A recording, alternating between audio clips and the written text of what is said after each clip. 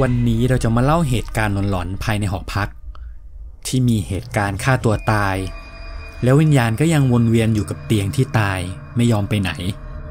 พยายามจะเอาชีวิตคนที่อยู่ในห้องไปเป็นตัวตายตัวแทนให้ได้จนคนที่อยู่ในห้องนี้ทนไม่ไหวกับเรื่องที่มีชื่อว่าเตียงผีวิญญาณเฮี้ยน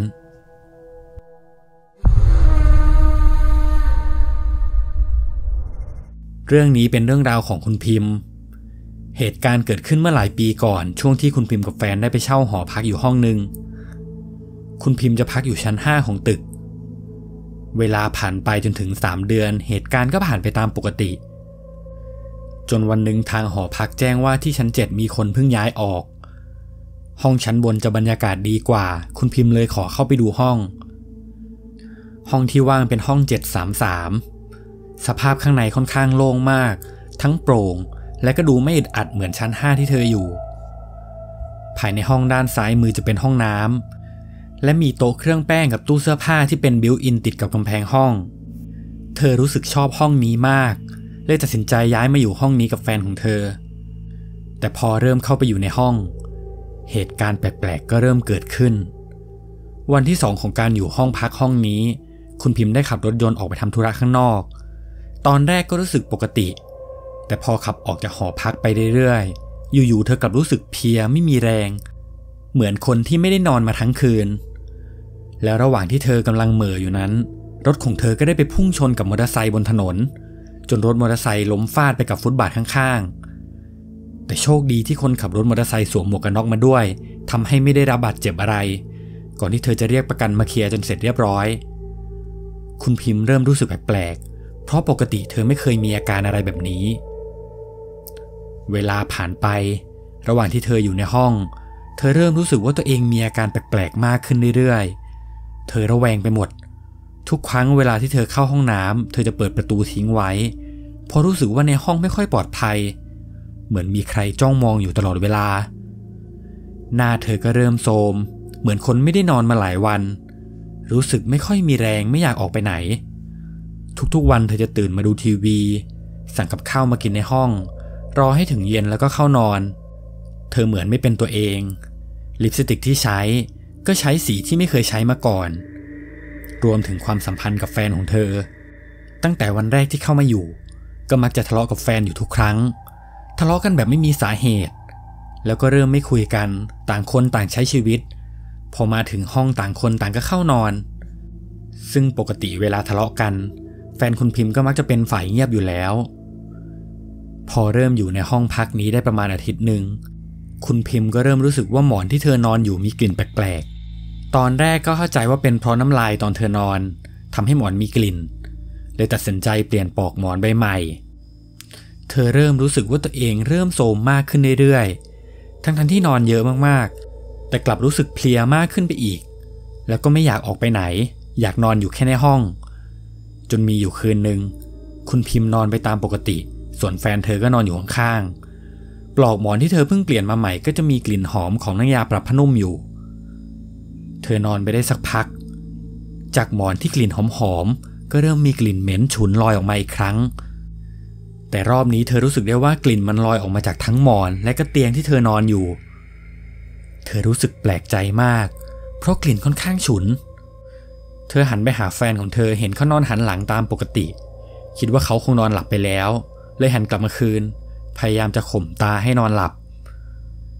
ตอนนี้คุณพิมพ์นอนตะแคงหันหน้าเข้าหน้าต่างซึ่งที่หน้าต่างจะมีผ้าม่านปิดอยู่แต่เป็นผ้าม่านแบบโปร่งๆทำให้พอมีแสงลอดเข้ามาในห้องลักษณะผ้าม่านก็จะปลิวเบาๆตามพัดลมของแอร์ในห้องระหว่างที่เธอเคลิ้มๆกำลังจะหลับอยู่ๆก็มีผ้าสีครีมปลิวผ่านเตียงของเธอไปเธอถึงกับสะดุ้งลืมตาขึ้นมาดู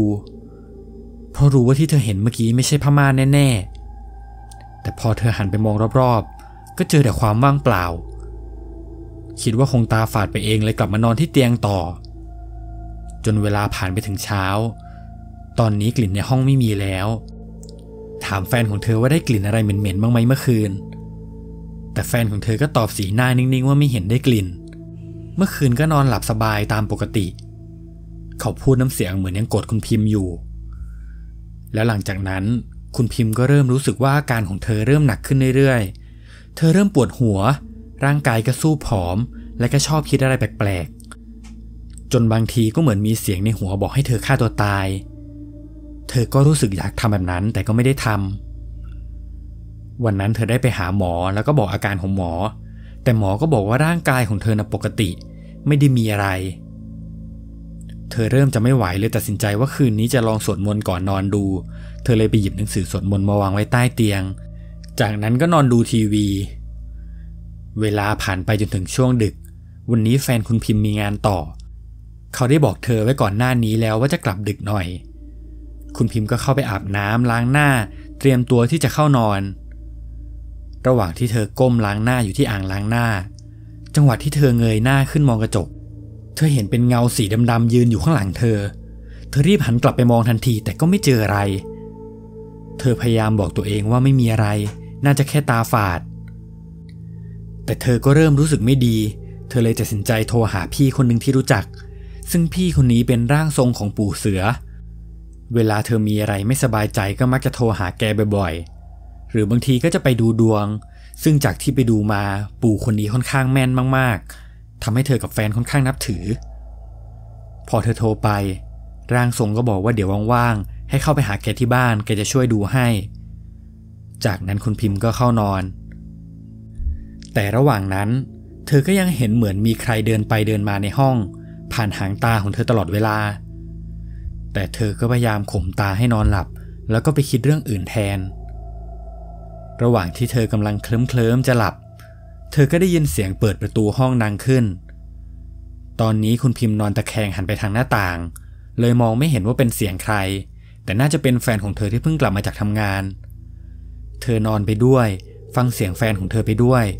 ก็ได้ยินเขาทำทุกอย่างเขาเข้าไปอาบน้ำออกมาเช็ดตัวหวีผมแล้วก็เข้านอนแต่สิ่งที่แปลกไปกว่าทุกๆวันก็คือปกติแฟนคุณพิมพ์จะนอนห่างจากเธอแต่รอบนี้เขากลับนอนเอาหลังมาชิดกับหลังของเธอซึ่งตอนนั้นตัวของเขาเย็นมากๆเย็นจนเธอรู้สึกขนลุกไปทั้งตัวคุณพิมพ์คิดในใจว่าอาจเป็นเพราะเขาเพิ่งอาบน้ำเสร็จแล้วหลังเปียกแล้ววันนี้เขาก็คงอารมณ์ดีเลยเข้ามานอนใกล้ๆระหว่างที่เธอคิดไปด้วยยิ้มไปด้วยจู่ๆก็มีสายโทรศัพท์เข้าตอนนั้นเป็นเวลา 1:00 กว่าคุณพิมพ์ได้แต่สงสัยว่าใครจะโทรมาดึกขนาดนี้เพราะปกติเธอไม่ค่อยได้คุยกับใครจะมีก็แต่ครอบครัวของเธอซึ่งส่วนใหญ่ก็โทรมาตอนกลางวันเธอเห็นว่าแฟนของเธออารมณ์ดีๆอยู่ไม่อยากจะให้เสียงโทรศัพท์รบกวนเลยรีบไปคว้าโทรศัพท์ขึ้นมาดูปรากฏว่าปลายสายที่โทรเข้ามาเป็นสายแฟนของเธอถึงกับนิ่งไปสักพักแต่ก็ยังคิดว่าจะโทรมาทำไมก็นอนอยู่ข้างๆกันหรือเป็นเพราะเธอกับแฟนไม่คุยกันเขาอาจจะตั้งใจจะโทรมาแกล้งเล่นพอเธอรับสายก็เป็นเสียงของแฟนคุณพิมพ์จริงๆแต่เสียงที่เธอได้ยินคือแฟนของเธอดูโมโหมากๆและเสียงก็ไม่ได้ดังมาจากข้างๆเธอด้วยแฟนเธอพูดว่าฮัลโหลอยู่ไหนเนี่ยคุณพิมพ์พยายามตั้งสติแล้วพูดว่าก็นอนอยู่ข้างๆนี่ไงจะเล่นมุกอะไรอีกแฟนเธอก็ตอบว่าเล่นมุกอะไรมาเปิดประตูให้หน่อยเคาะมาตั้งนานแล้วเนี่ยไม่ได้ยินเหรอพอคุณพิมพ์ได้ยินแบบนั้นเธอถึงกับช็อกมือถือเกือบหล่นออกจากมือรู้สึกแขนขาไม่มีแรงเพราะระหว่างที่เธอคุยโทรศัพท์คนที่นอนอยู่ข้างยังคงเอาหลังชนเธออยู่เธอเริ่มรู้สึกสับสนว่ามันเกิดอะไรขึ้นถ้าแฟนเธออยู่ข้างหน้าประตูแล้วคนที่อยู่ข้างหลังเธอคือใครตอนนี้คุณพิมพ์พยายามตั้งสติแล้วคิดว่ายังไงก็ต้องลุกไปเปิดประตูให้แฟนก่อนเธอพยายามรวบรวมความกล้าทั้งหมดลุกขึ้นจากเตียงตรงไปที่ประตูทันทีโดยที่ไม่หันกลับมามองที่เตียงพอเปิดประตูได้แฟนเธอที่ยืนรออยู่หน้าประตูก็ถามเธอว่าเคาะตั้งนานทำไมไม่เปิดคุณพิมพ์ได้แต่ยืนตัวสั่นอยู่หน้าห้องแล้วตอบไปว่าเมื่อกี้ไม่ได้ยินพี่มานานแล้วเหรอแฟนคุณพิมพ์เห็นลักษณะเธอไม่ปกติน้ำเสียงเขาก็เริ่มเบาลงแล้วก็ถามว่าเป็นอะไรเธอเลยผลักเขาออกไปข้างนอกประตูและก็เล่าเรื่องให้เขาฟังเธอเล่าตั้งแต่ได้ยินเสียงเปิดประตูเข้ามาแล้วก็ได้ยินเสียงคนอาบน้ำจนมานอนอยู่ข้างหลังเธอ แฟนคุณพิมพ์ได้ยินแบบนั้นเขาก็บอกเธอว่าจะบ้าเหรอแล้วเขาก็เดินเข้าไปดูด้านในห้องปรากฏว่าที่เตียงตอนนี้มีแต่ความว่างเปล่าเขาพยายามบอกว่าคุณพิมพ์มาหาข้ออ้างแล้วก็เริ่มโวยวายอีกครั้งคุณพิมพ์เห็นแบบนั้นก็ไม่อยากทะเลาะเลยไม่ได้พูดอะไรต่อเธอคิดว่าในห้องต้องมีอะไรแน่ๆในคืนนั้นจะออกไปไหนก็ออกไม่ได้เลยต้องพยายามข่มตานอนให้หลับจนถึงเช้าของอีกวันนั้นแฟนคุณพิมพ์ได้ออกไปทำงานตามปกติอาการของคุณพิมพ์เริ่มหนักขึ้นเรื่อยๆเธอไม่มีแรงลุกขึ้นจากเตียงขอบตาก็คล้ำมากเหมือนคนจะตายให้ได้ซึ่งช่วงนั้นเธอลืมไปแล้วว่าเธอได้นัดปู่เสือไว้เธอพยายามประคองตัวเองให้ลุกขึ้นแล้วไปหยิบธูปมาไหว้พระแม่อุมาที่เธอนับถือเธออธิษฐานในใจว่าถ้ามีอะไรไม่ดีตามเธออยู่ก็ขอให้หลุดพ้นออกมาได้หลังจากที่เธอปักธูปเสร็จเธอก็รู้สึกเหมือนตัวเองเริ่มมีแรงขึ้นมาแขนขาเริ่มขยับคล่องเหมือนปกติพอเธอรู้สึกแบบนั้นเธอเลยตัดสินใจเดินไปที่หัวเตียงหยิบหนังสือสวดมนต์มาท่องอยู่บนเตียงเธอท่องตั้งแต่หน้าแรกที่เป็นคาถาชินบัญชรท่องไปเรื่อยๆระหว่างที่ท่องมือเธอก็สั่นไปด้วยแต่ก็จะพยายามท่องให้จบระหว่างที่คุณพิมพ์กำลังก้มท่องบทสวดมนต์ไปเรื่อยๆมีจังหวะหนึ่งที่หางตาเธอหันไปเห็นเท้าผู้หญิงยืนอยู่ที่ริมกระจกหน้าห้องคุณพิมพ์ค่อยๆหันหน้าไปมองเธอตกใจมากเพราะสิ่งที่เห็นคือผู้หญิงสวมชุดนอนสีครีมเป็นลักษณะผ้าบางๆคล้ายกับที่เธอเห็นผ่านไปผ่านมาทุกวันในตอนที่เธอนอนลักษณะผู้หญิงคนนี้ผมสั้นประบ่าทั้งหน้าและตัวต่างก็บวมเขียวไปหมดคุณพิมพ์ทำอะไรไม่ถูกเธอได้แต่ท่องบทสวดมนต์ไปเรื่อยๆแต่ก็เริ่มท่องผิดท่องถูกด้วยความกลัวไม่คิดว่าผีจะมาหลอกมาหลอนกลางวันแบบนี้เธอพยายามจะลุกขึ้นแต่ก็ลุกไม่ได้รู้สึกว่าทั้งแขนทั้งขาต่างก็ไม่มีแรงจนสุดท้ายผู้หญิงคนนั้นค่อยๆเดินตรงมาหาคุณพิมพ์ช้าๆคุณพิมพ์เห็นแบบนั้นเธอตัดสินใจเอาแรงทั้งหมดที่มีลุกขึ้นจากที่นอนจนหลุดออกมาได้เธอเปิดประตูออกไปข้างนอกทันทีเห็นกับแม่บ้านกำลังทำความสะอาดอยู่ข้างหน้าคุณพิมพ์รีบล็อกประตูห้องมือก็สั่นล็อกผิดล็อกถูกแม่บ้านหันมาถามว่าเป็นอะไรแต่คุณพิมพ์ก็ไม่ได้ตอบพอเธอล็อกห้องเสร็จเธอก็รีบลงไปข้างล่างทั้งที่รองเท้าก็ไม่ได้ใส่เงินก็ไม่ได้พกติดตัวไปสักบาทเธอลงไปโบกแท็กซี่ข้างทางให้แท็กซี่ขับไปที่บ้านร่างทรงทันทีเพราะบ้านร่างทรงอยู่ห่างจากหอพักคุณพิมพ์ไม่ไกลมากพอไปถึงก็เห็นว่าร่างทรงยืนรออยู่ที่หน้าบ้านแล้วร่างทรงหันมาพูดกับคุณพิมพ์ทันทีเลยว่ากว่ามึงจะหลุดออกมาได้นะคุณพิมพ์ก็ได้แต่สงสัยว่าแกรู้ได้ยังไงทั้งที่ยังไม่ได้เล่าอะไรให้ฟังแต่เธอก็รู้ดีว่าร่างทรงคนนี้ค่อนข้างแม่นแกมักจะหลับตาแล้วก็เห็นภาพต่างๆแกพาคุณพิมพ์ขึ้นไปทำพิธีข้างบนบ้านระหว่างที่แกกำลังสวดมนต์แล้วก็พรมน้ำมนต์ให้แกก็พูดขึ้นมาอีกว่าหอพักที่มึงอยู่ไปย้ายออกเลยนะก่อนที่จะแย่ไปกว่านี้คุณพิมพ์เลยถามไปว่าในห้องมันมีอะไรกันแน่ร่างทรงก็บอกว่าก่อนที่มึงจะออกมานี่ได้มึงจุดธูปใช่ไหมเธอถึงกับตกใจกับสิ่งที่ร่างทรงพูดก่อนที่แกจะพูดต่ออีกว่าในห้องมึงมีผู้หญิงคนหนึ่งเป็นผู้หญิงที่ทำงานกลางคืนแล้วก็มีปัญหาทะเลาะกับแฟนจนต้องกินยาฆ่าตัวตายไปชดแฟนแล้วก็ตายคาเตียงที่คุณพิมพ์นอนแล้วทางโรงแรมก็ไม่ได้เปลี่ยนอะไรให้สักอย่างยังใช้เตียงเดิมหมอนใบเดิมที่ผู้หญิงคนนั้นตายทำให้วิญญาณไม่ไปไหนแล้วแกก็พูดว่ามันชอบมึงไปนอนทับที่ของมันตั้งใจจะเอามึงไปเป็นตัวตายตัวแทนให้ได้เพราะวันตายของวิญญาณตนนั้นตรงกับวันเกิดของมึงพอดีทำให้ชะตาผูกกันแล้วที่มึงกับแฟนทะเลาะกันเพราะว่าวิญญาณตนนั้นมันผิดหวังกับความรักทุกครั้งที่มีคนเป็นแฟนกันอยู่ในห้องก็จะอยู่ในห้องนี้ไม่ได้ถ้าเข้ามาอยู่จะต้องมีเรื่องทะเลาะกันตลอดเวลามึงต้องย้ายออกภายในวันนี้คุณพิมพ์ได้ยินแบบนั้นก็ถึงกับน้ำตาไหล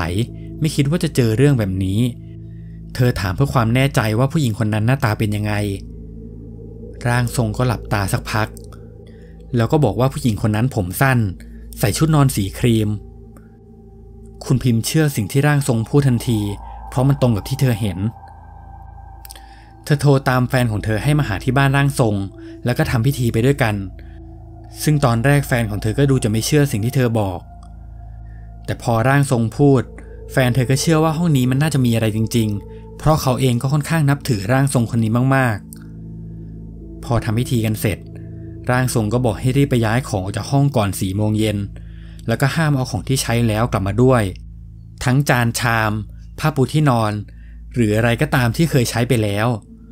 แกบอกว่าระหว่างที่อยู่ในห้องวิญญาณตนนี้ได้ใช้ชีวิตร่วมกับคุณพิมพ์แล้วก็ใช้ของทุกอย่างที่อยู่ในห้องเหมือนกันถ้าคุณพิมพ์หยิบกลับมาอาจจะมีไอวิญญาณติดมาด้วยในวันนั้นคุณพิมพ์รีบกลับไปที่ห้องแล้วก็เก็บของที่จำเป็นย้ายออกจากห้องทันทีในวันนั้นตอนที่เธอทำพิธีเสร็จแล้วก็เปิดประตูเข้าไปข้างในบรรยากาศในห้องกลับต่างจากที่เธอเข้าพักตอนแรกอย่างสิ้นเชิงข้างในห้องจากที่ดูโล่งสบายตอนนี้กลับทั้งดูทึบทั้งดูอัดข้าวของก็วางรกเต็มห้องไปหมดเธอยังคิดในใจว่าเธอนอนห้องแบบนี้ได้ยังไงเธอเปิดม่านออกเพื่อให้แสงส่องสว่างเข้ามาแล้วก็เปิดประตูทิ้งไว้ก่อนจะช่วยกันเก็บของจนเสร็จตอนนั้นเธออยู่ยังไม่ถึงเดือนเลยลงไปคุยกับเจ้าของหอพักว่าจะขอมัดจำคืนได้ไหมเพราะยังอยู่ไม่ถึงเดือนขอแค่ครึ่งเดียวก็ได้พร้อมกับถามว่าในห้องพักนี้มีอะไรหรือเปล่าเจ้าของหอพักนี้ก็บอกว่าที่นี่ไม่เคยมีอะไรนะไม่เคยเกิดเหตุการณ์อะไรแปลกๆแล้วก็ไม่ยอมคืนเงินมัดจำด้วยเพราะทำสัญญาไปแล้วคุณพิมพ์ได้ยินแบบนั้นเธอก็นึกถึงป้าแม่บ้านที่เธอเห็นตอนออกมาจากห้องเพราะสีหน้าป้าแม่บ้านเธอดูตกใจแปลกๆเธอเลยเดินไปถามป้าแต่แกก็บอกว่าไม่มีอะไรตอนนั้นด้วยความที่คุณพิมพ์อยากรู้เธอเลยยื่นเงินไปให้ป้าแม่บ้าน 1,000 บาทขอให้แกเล่าให้ฟังจนแกยอมเล่าเรื่องทั้งหมดแกบอกว่าเมื่อ6 ปีที่แล้วมีเหตุการณ์คนฆ่าตัวตายเป็นผู้หญิงกินยาฆ่าตัวตายในห้องที่คุณพิมพ์พักอยู่ซึ่งเตียงนอนและก็หมอนไม่ได้เปลี่ยนจริงๆยังใช้ของเดิม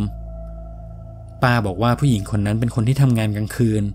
เธอมีปัญหากับแฟนอยู่บ่อยครั้งจนสุดท้ายเธอตัดสินใจฆ่าตัวตาย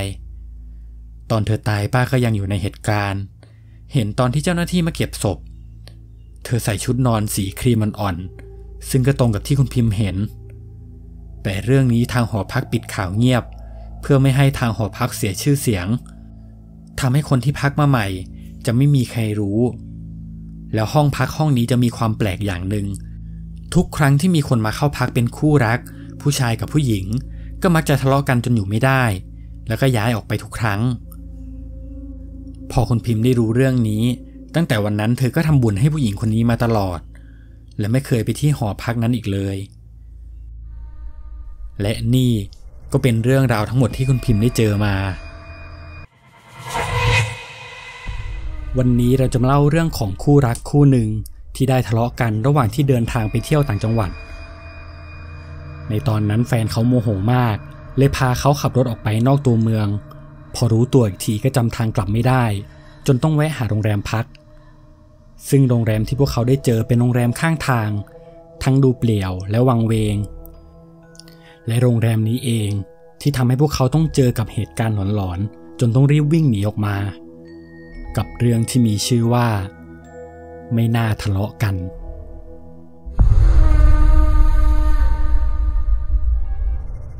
เรื่องนี้เป็นเรื่องราวของคุณมะตูมเหตุการณ์เกิดขึ้นเมื่อหลายปีก่อนช่วงที่คุณมะตูมคบกับแฟนใหม่ๆคุณมะตูมเป็นคนที่ทำงานอยู่ต่างประเทศ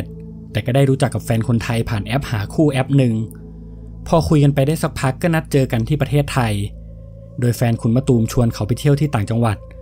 ซึ่งจังหวัดนั้นเป็นจังหวัดเชียงใหม่แฟนคุณมะตูมเคยไปในจังหวัดนี้หลายรอบแล้วเขาบอกว่าที่นั่นมีแต่สถานที่ท่องเที่ยวสวยๆคุณมะตูมก็ไม่เคยไปเลยสักครั้งเลยอยากลองไปดูพอถึงวันนัดทั้ง2 คนก็ได้ขับรถออกจากกรุงเทพโดยแฟนคุณมะตูมจะเป็นคนขับกว่าจะไปถึงโรงแรมที่จองไว้ก็เกือบ6 โมงเย็นโรงแรมนี้จะอยู่ในตัวเมืองทั้งสถานที่และห้องพักจะค่อนข้างดูดีน่าจะเป็นโรงแรมประมาณ4 ดาวพอไปถึงคุณมะตูมและแฟนก็เอาของไปเก็บแล้วก็ได้ออกไปเที่ยวในเมืองจนกลับมาถึงโรงแรมอีกทีก็ตอนเที่ยงคืนช่วงนั้นคุณมะตูมบอกว่าเขาจะเป็นคนที่ค่อนข้างเอาแต่ใจระหว่างที่กลับมาถึงห้องได้สักพักเขาได้รู้สึกหิวเลยบอกแฟนไปว่าไปหาอะไรกินข้างนอกกันไหมแฟนคุณมะตูมก็ค่อนข้างที่จะเป็นคนตามใจเหมือนกันเขาเลยพาขับรถออกไปข้างนอก แต่ขับไปได้สักพักก็ไปเจอร้านจิ้มจุ่มร้านหนึ่งร้านนี้จะค่อนข้างดังมากในเชียงใหม่แล้วคนก็จะค่อนข้างเยอะคุณมะตูมได้นั่งกินกับแฟนไปได้สักพักแล้วก็ชวนคุยกันไปเรื่อยเปื่อยแต่ระหว่างที่คุยกันอยู่นั้นก็เกิดมีปากเสียงกันทั้งคุณมะตูมและแฟนเริ่มทะเลาะกันรุนแรงขึ้นเรื่อยๆจนถึงขั้นไม่ยอมพูดคุยกันแฟนคุณมะตูมก็ไม่พูดไม่จาเขารีบเรียกพนักงานมาเก็บบิลทันทีทั้งที่ยังกินไม่เสร็จคุณมะตูมก็รู้สึกงอนมากๆเขาเดินออกจากโต๊ะตรงไปที่รถก่อนที่แฟนเขาจะเดินตามเข้ามาทีหลังแล้วก็ขึ้นรถตอนนั้นภายในรถเงียบมากต่างคนต่างไม่มีใครพูดก่อนที่แฟนคุณมะตูมจะรีบขับรถออกจากร้านด้วยความเร็วซึ่งก็ไม่รู้ว่าเขาจะขับไปไหนเขาเร่งความเร็วขึ้นเรื่อยๆจาก80กิโลเมตรเป็น120กิโลเมตรและก็เริ่มเร็วมากขึ้นตอนนั้นแฟนคุณมะตูมก็บ่นไปด้วยขับรถไปด้วยแต่คุณมะตูมก็ทำท่าทีไม่สนใจรถเริ่มขับออกมาจากตัวเมืองไกลขึ้นเรื่อยๆคุณมะตูมเริ่มรู้สึกกลัวเพราะเขาเองก็ไม่ใช่คนพื้นที่ตอนนี้เส้นทางรอบๆก็เต็มไปด้วยป่าเต็มไปด้วยต้นไม้บรรยากาศก็เริ่มหนาวข้างนอกก็เริ่มเงียบทุกอย่างดูวังเวงไปหมดในใจคุณมะตูมก็เริ่มกลัวแต่โกรธแฟนก็โกรธอยู่ไม่อยากจะคุยด้วยจนเขาเริ่มรู้สึกว่าแฟนเขาเริ่มใจเย็นลงเขาเริ่มขับรถช้าๆดูเหมือนว่าเขาจะขับออกจากตัวเมืองมาไกลมากๆแล้วตอนขับรถออกมาก็เลี้ยวหลายที่ซึ่งดูแล้วเขาเองก็น่าจะจำไม่ได้ว่าจะกลับทางไหนระหว่างที่เส้นทางเต็มไปด้วยความมืดด้านหน้าก็มีป้ายไฟป้ายหนึ่งลักษณะคล้ายป้ายโรงแรมแฟนคุณมะตูมเริ่มชะลอรถคุณมะตูมคิดว่าเขาคงต้องจอดรถเพื่อเคลียร์กันตรงพื้นที่ตรงนี้แน่ๆเพราะตรงนี้เป็นจุดเดียวที่มันมีไฟแล้วสักพักเขาก็จอดรถจริงๆคุณมะตูมหันไปมองที่ป้ายไฟชี้บอกว่ามีโรงแรมอยู่ข้างในแฟนคุณมะตูมก็ค่อยๆขับรถเข้าไป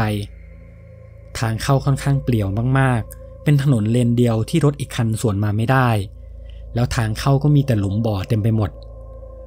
เข้าไปไม่ถึง300เมตรก็เจอกับโรงแรมข้างหน้าซึ่งพื้นที่ตรงนั้นก็จะมีแค่โรงแรมนี้โรงแรมเดียวเลย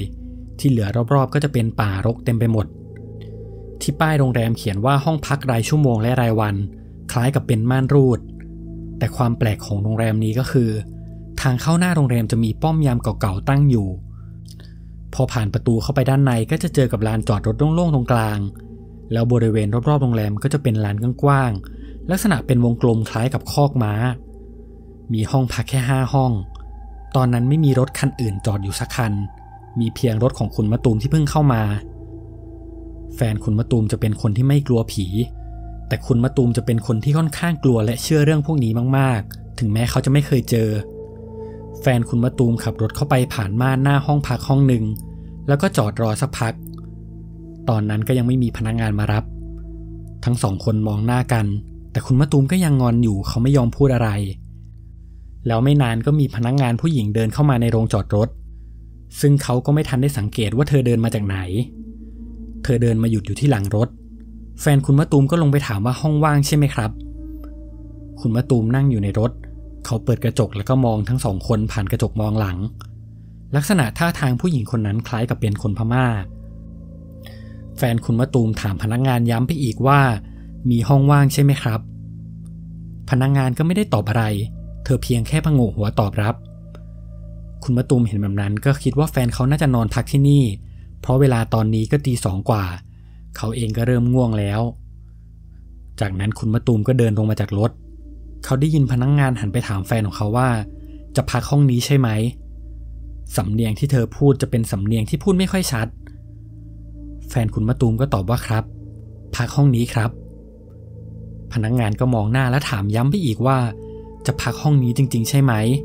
พักห้องนี้จริงๆใช่ไหมแน่ใจนะ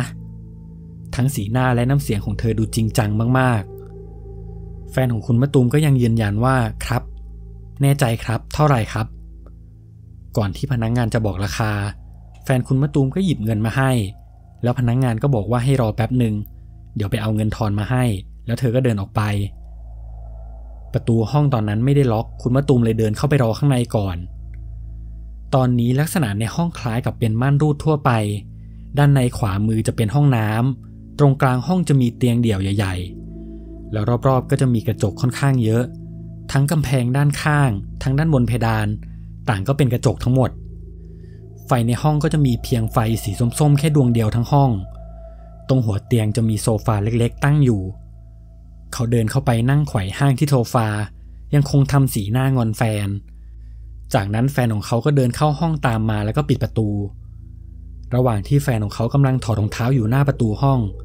ไม่นานก็มีเสียงเคาะประตูดังขึ้นแฟนเขารีบเปิดประตูทันทีปรากฏว่าด้านนอกมีแต่ความว่างเปล่าแต่มีผ้าเช็ดตัวและผ้าห่มถูกวางไว้ที่พื้นพร้อมกับเงินทอนคุณมะตูมบอกว่าระยะเวลาเสียงเคาะประตูดังขึ้นไม่ถึง2 วิแล้วแฟนเขาก็เปิดไปทันทีแต่ทำไมถึงไม่เจอใครแต่คุณมะตูมก็ยังไม่ได้พูดอะไรเพราะยังไงคืนนี้เขาก็ต้องนอนที่นี่ไม่อยากคิดอะไรมากแฟนคุณมะตูมเดินไปหยิบผ้าด้านหน้าห้องเข้ามาข้างในจากนั้นก็เดินตรงมาหาคุณมะตูมที่โซฟาเขานั่งที่พื้นแล้วก็พูดง้อคุณมะตูมพยายามเคลียร์ปัญหาที่เกิดขึ้นตอนนั้นคุณมะตูมก็เริ่มใจอ่อนเพราะสถานการณ์ตรงนี้ค่อนข้างน่ากลัวไม่อยากมาทะเลาะกันเมื่อทั้งสองคุยกันรู้เรื่องแล้วในขณะที่แฟนคุณมะตูมนั่งอยู่ที่พื้น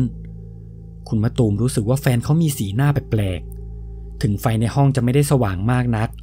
แต่เขาก็เห็นว่าแฟนเขาหน้าซีดผิดปกติท่าทางดูลุกลี้ลุกลนก่อนจะหันมาพูดกับคุณมะตูมว่าเราออกจากที่นี่กันเถอะตอนนั้นคุณมะตูมก็ทำสีหน้างงๆเพราะเพิ่งเข้ามาทำไมอยู่ดีๆถึงรีบชวนกลับ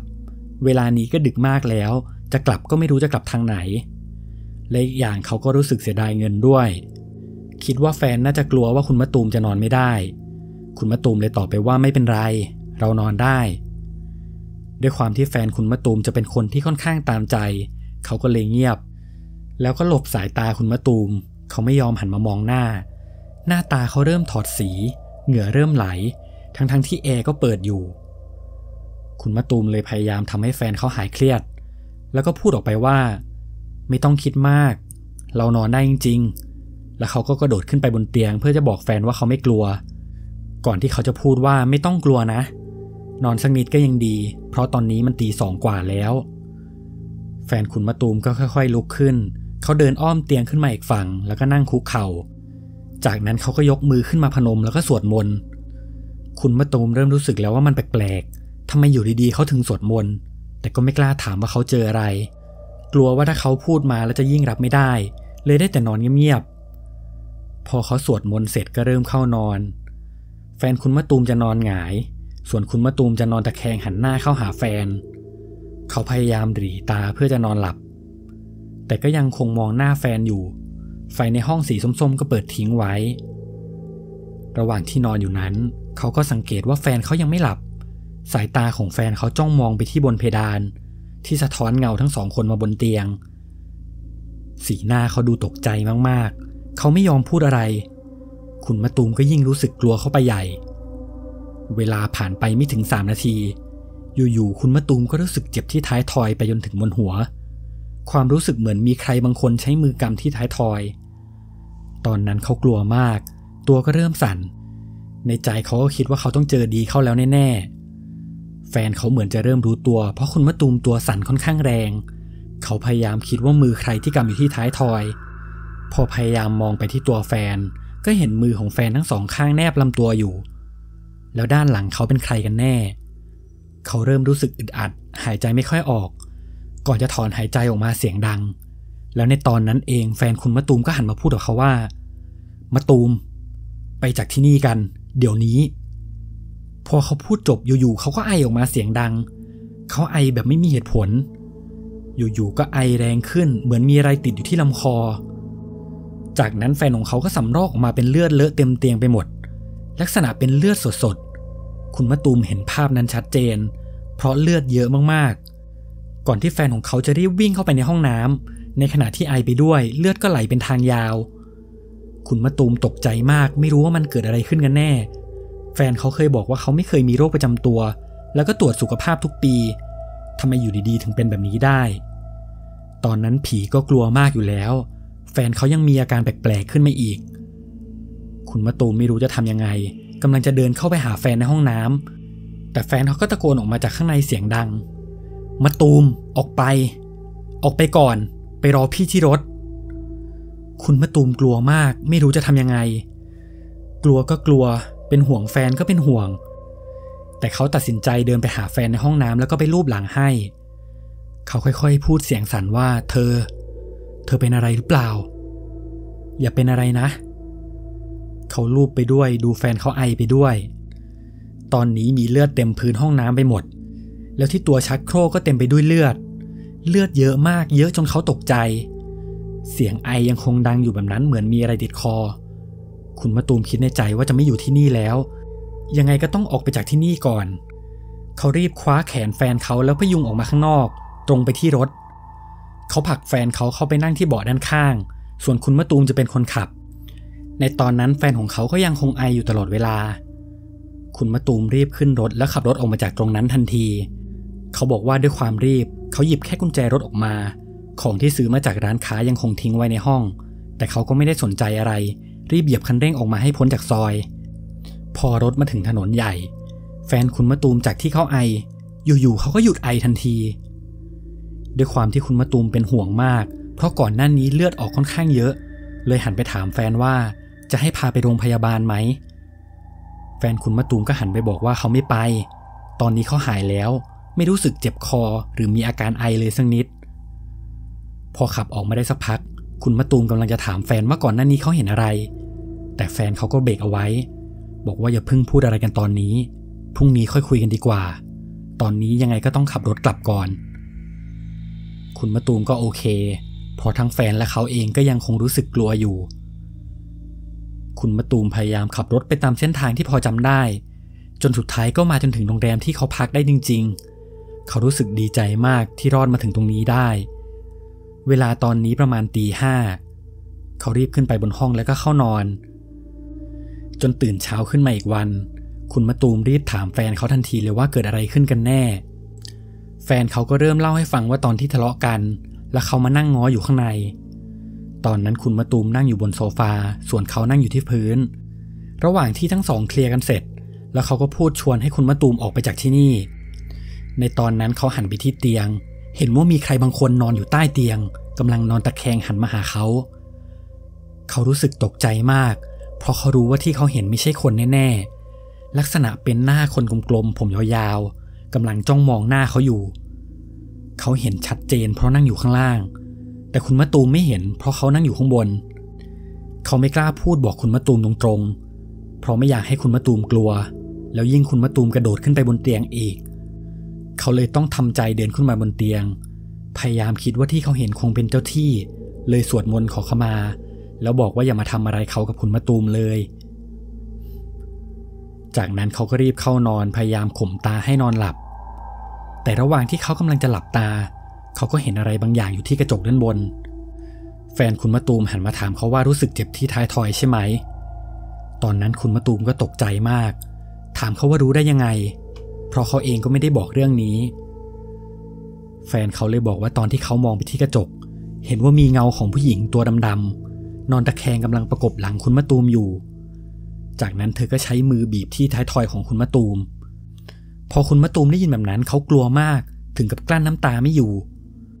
ไม่คิดว่ามันจะน่ากลัวขนาดนี้เพราะที่เขาเจอไม่ใช่แค่ผีมาหลอกแต่เป็นผีทำร้ายเหมือนจะมาเอาชีวิตแฟนคุณมะตูมเล่าต่อว่าตอนนั้นเขาเห็นว่าอาการของคุณมะตูมเริ่มไม่โอเคแล้วเขาเลยตะคอกบอกคุณมะตูมไปว่าออกไปจากที่นี่กันเดี๋ยวนี้แต่พอสิ้นเสียงที่เขาพูดก็มีมือหนึ่งบีบมาที่คอของเขาแรงมากเขามองไปที่กระจกก็เห็นว่ามือนั้นยื่นออกมาจากหมอนซึ่งไม่ใช่มือของคุณมะตูมแน่ๆเขาพยายามหายใจแต่ก็หายใจไม่ออกจนตอนแรกคิดว่าจะไม่ไหวแล้วเขาคงไม่รอดแน่ๆแต่เขาก็หลุดออกมาได้แล้วก็ไอออกมาเป็นเลือดเหมือนกับเหตุการณ์ที่คุณมะตูมเห็นแต่ตอนที่เขาบอกว่าโดนบีบคอตอนนั้นคุณมะตูมไม่เห็นอะไรเลยเห็นแค่ตอนที่เขาสำลักออกมาเป็นเลือดสีหน้าของแฟนคุณมะตูมตอนนี้เขาเล่าไปด้วยน้ำตาซึมไปด้วยคุณมะตูมรู้ดีว่าแฟนเขาไม่ได้โกหกแน่ๆเพราะที่เขาพูดมามันดูจริงมากๆเลยคุยกันว่าเดี๋ยววันนี้เราตื่นไปทำบุญกันพอทำบุญเสร็จด้วยความสงสัยคุณมะตูมเลยคุยกับแฟนว่าเราไปดูที่โรงแรมนั้นกันอีกรอบไหมว่ามันมีอะไรกันแน่ก่อนที่จะพากันไปตั้งหลักที่ร้านจิ้มจุ่มแล้วก็ขับไปตามเส้นทางที่ขับเมื่อคืนตอนนี้เป็นเวลาบ่าย 2พวกเขายังจำเส้นทางที่ผ่านมาได้ชัดเพราะมันไม่ได้มืดเหมือนเมื่อคืน แต่พอขับไปจนถึงไฟแดงก็จำได้ว่าถัดไปก็จะเจอกับลำคลองแล้วก็น่าจะเป็นป้ายโรงแรมแล้วแต่พอเลยคลองมาตรงนั้นกลับไม่มีป้ายอะไรเลยมีเพียงป่าเต็มสองข้างทางแล้วก็มีต้นหญ้าสูงขึ้นเต็มไปหมดไม่มีแม้แต่ทางเข้าเขาหันไปมองหน้าแฟนแล้วคุยกันว่าเรามาถูกทางใช่ไหมแฟนของเขาก็ยืนยันว่ามาถูกเพราะเขาจำถนนและพื้นที่รอบๆได้เลยขับวนดูอีกรอบแต่ขับยังไงก็หาไม่เจอแล้วเมื่อคืนพวกเขาเข้าพักที่ไหนกันแน่ตอนนี้ทั้งสองคนต่างก็ขนลุกไปหมดพอเดินทางกลับมาถึงบ้านที่กรุงเทพคุณมะตูมก็เล่าเรื่องนี้ให้พ่อกับแม่ฟังซึ่งทุกคนก็บอกว่าเชื่อว่าเจอผีในโรงแรมแต่ไม่เชื่อว่าหาโรงแรมไม่เจอคิดว่าน่าจะขับหลงกันเองแล้วหลังจากเหตุการณ์ครั้งนั้นคุณมะตูมก็จำได้ว่าเขามีเพื่อนคนหนึ่งที่อยู่เชียงใหม่เลยโทรไปเล่าเรื่องราวที่เกิดขึ้นพร้อมกับบอกชื่อโรงแรมให้เพื่อนฟังเพราะเขายังคงจำป้ายทางเข้าได้ชัดพอเพื่อนได้ยินชื่อโรงแรมเขาก็บอกว่ามันมีอยู่จริงๆแต่มันร้างไปนานแล้วและตอนนี้ก็มีแต่ต้นไม้ต้นหญ้าขึ้นเต็มไปหมดไม่มีทางเข้าโรงแรมประวัติโรงแรมนี้มีทั้งคดีฆาตกรรมและคดีฆ่าตัวตายเต็มไปหมดและหลังจากเหตุการณ์ครั้งนั้นทุกครั้งที่ไปต่างจังหวัดคุณมะตูมจะไม่ไปนอนโรงแรมอื่นที่ไม่ใช่โรงแรมที่ตัวเองจองไว้อีกเลยเพราะกลัวว่าโรงแรมข้างนอกจะพาเขาไปเจอเรื่องราวหลอนๆที่เขาได้เจอและนี่ก็เป็นเหตุการณ์ทั้งหมดที่คุณมะตูมได้เจอวันนี้เราจะมาเล่าเรื่องเกี่ยวกับของมือสองที่ชายคนหนึ่งได้ซื้อมาจากตลาดแล้วเอาไปใช้โดยไม่ได้คิดอะไรแต่พอเขาใช้ไปเรื่อยๆสิ่งของพวกนี้กลับพาเขามาเจอเรื่องราวแปลกๆอย่างที่เขาไม่คิดว่ามันจะเกิดขึ้นได้กับเรื่องที่มีชื่อว่ารองเท้ามือสอง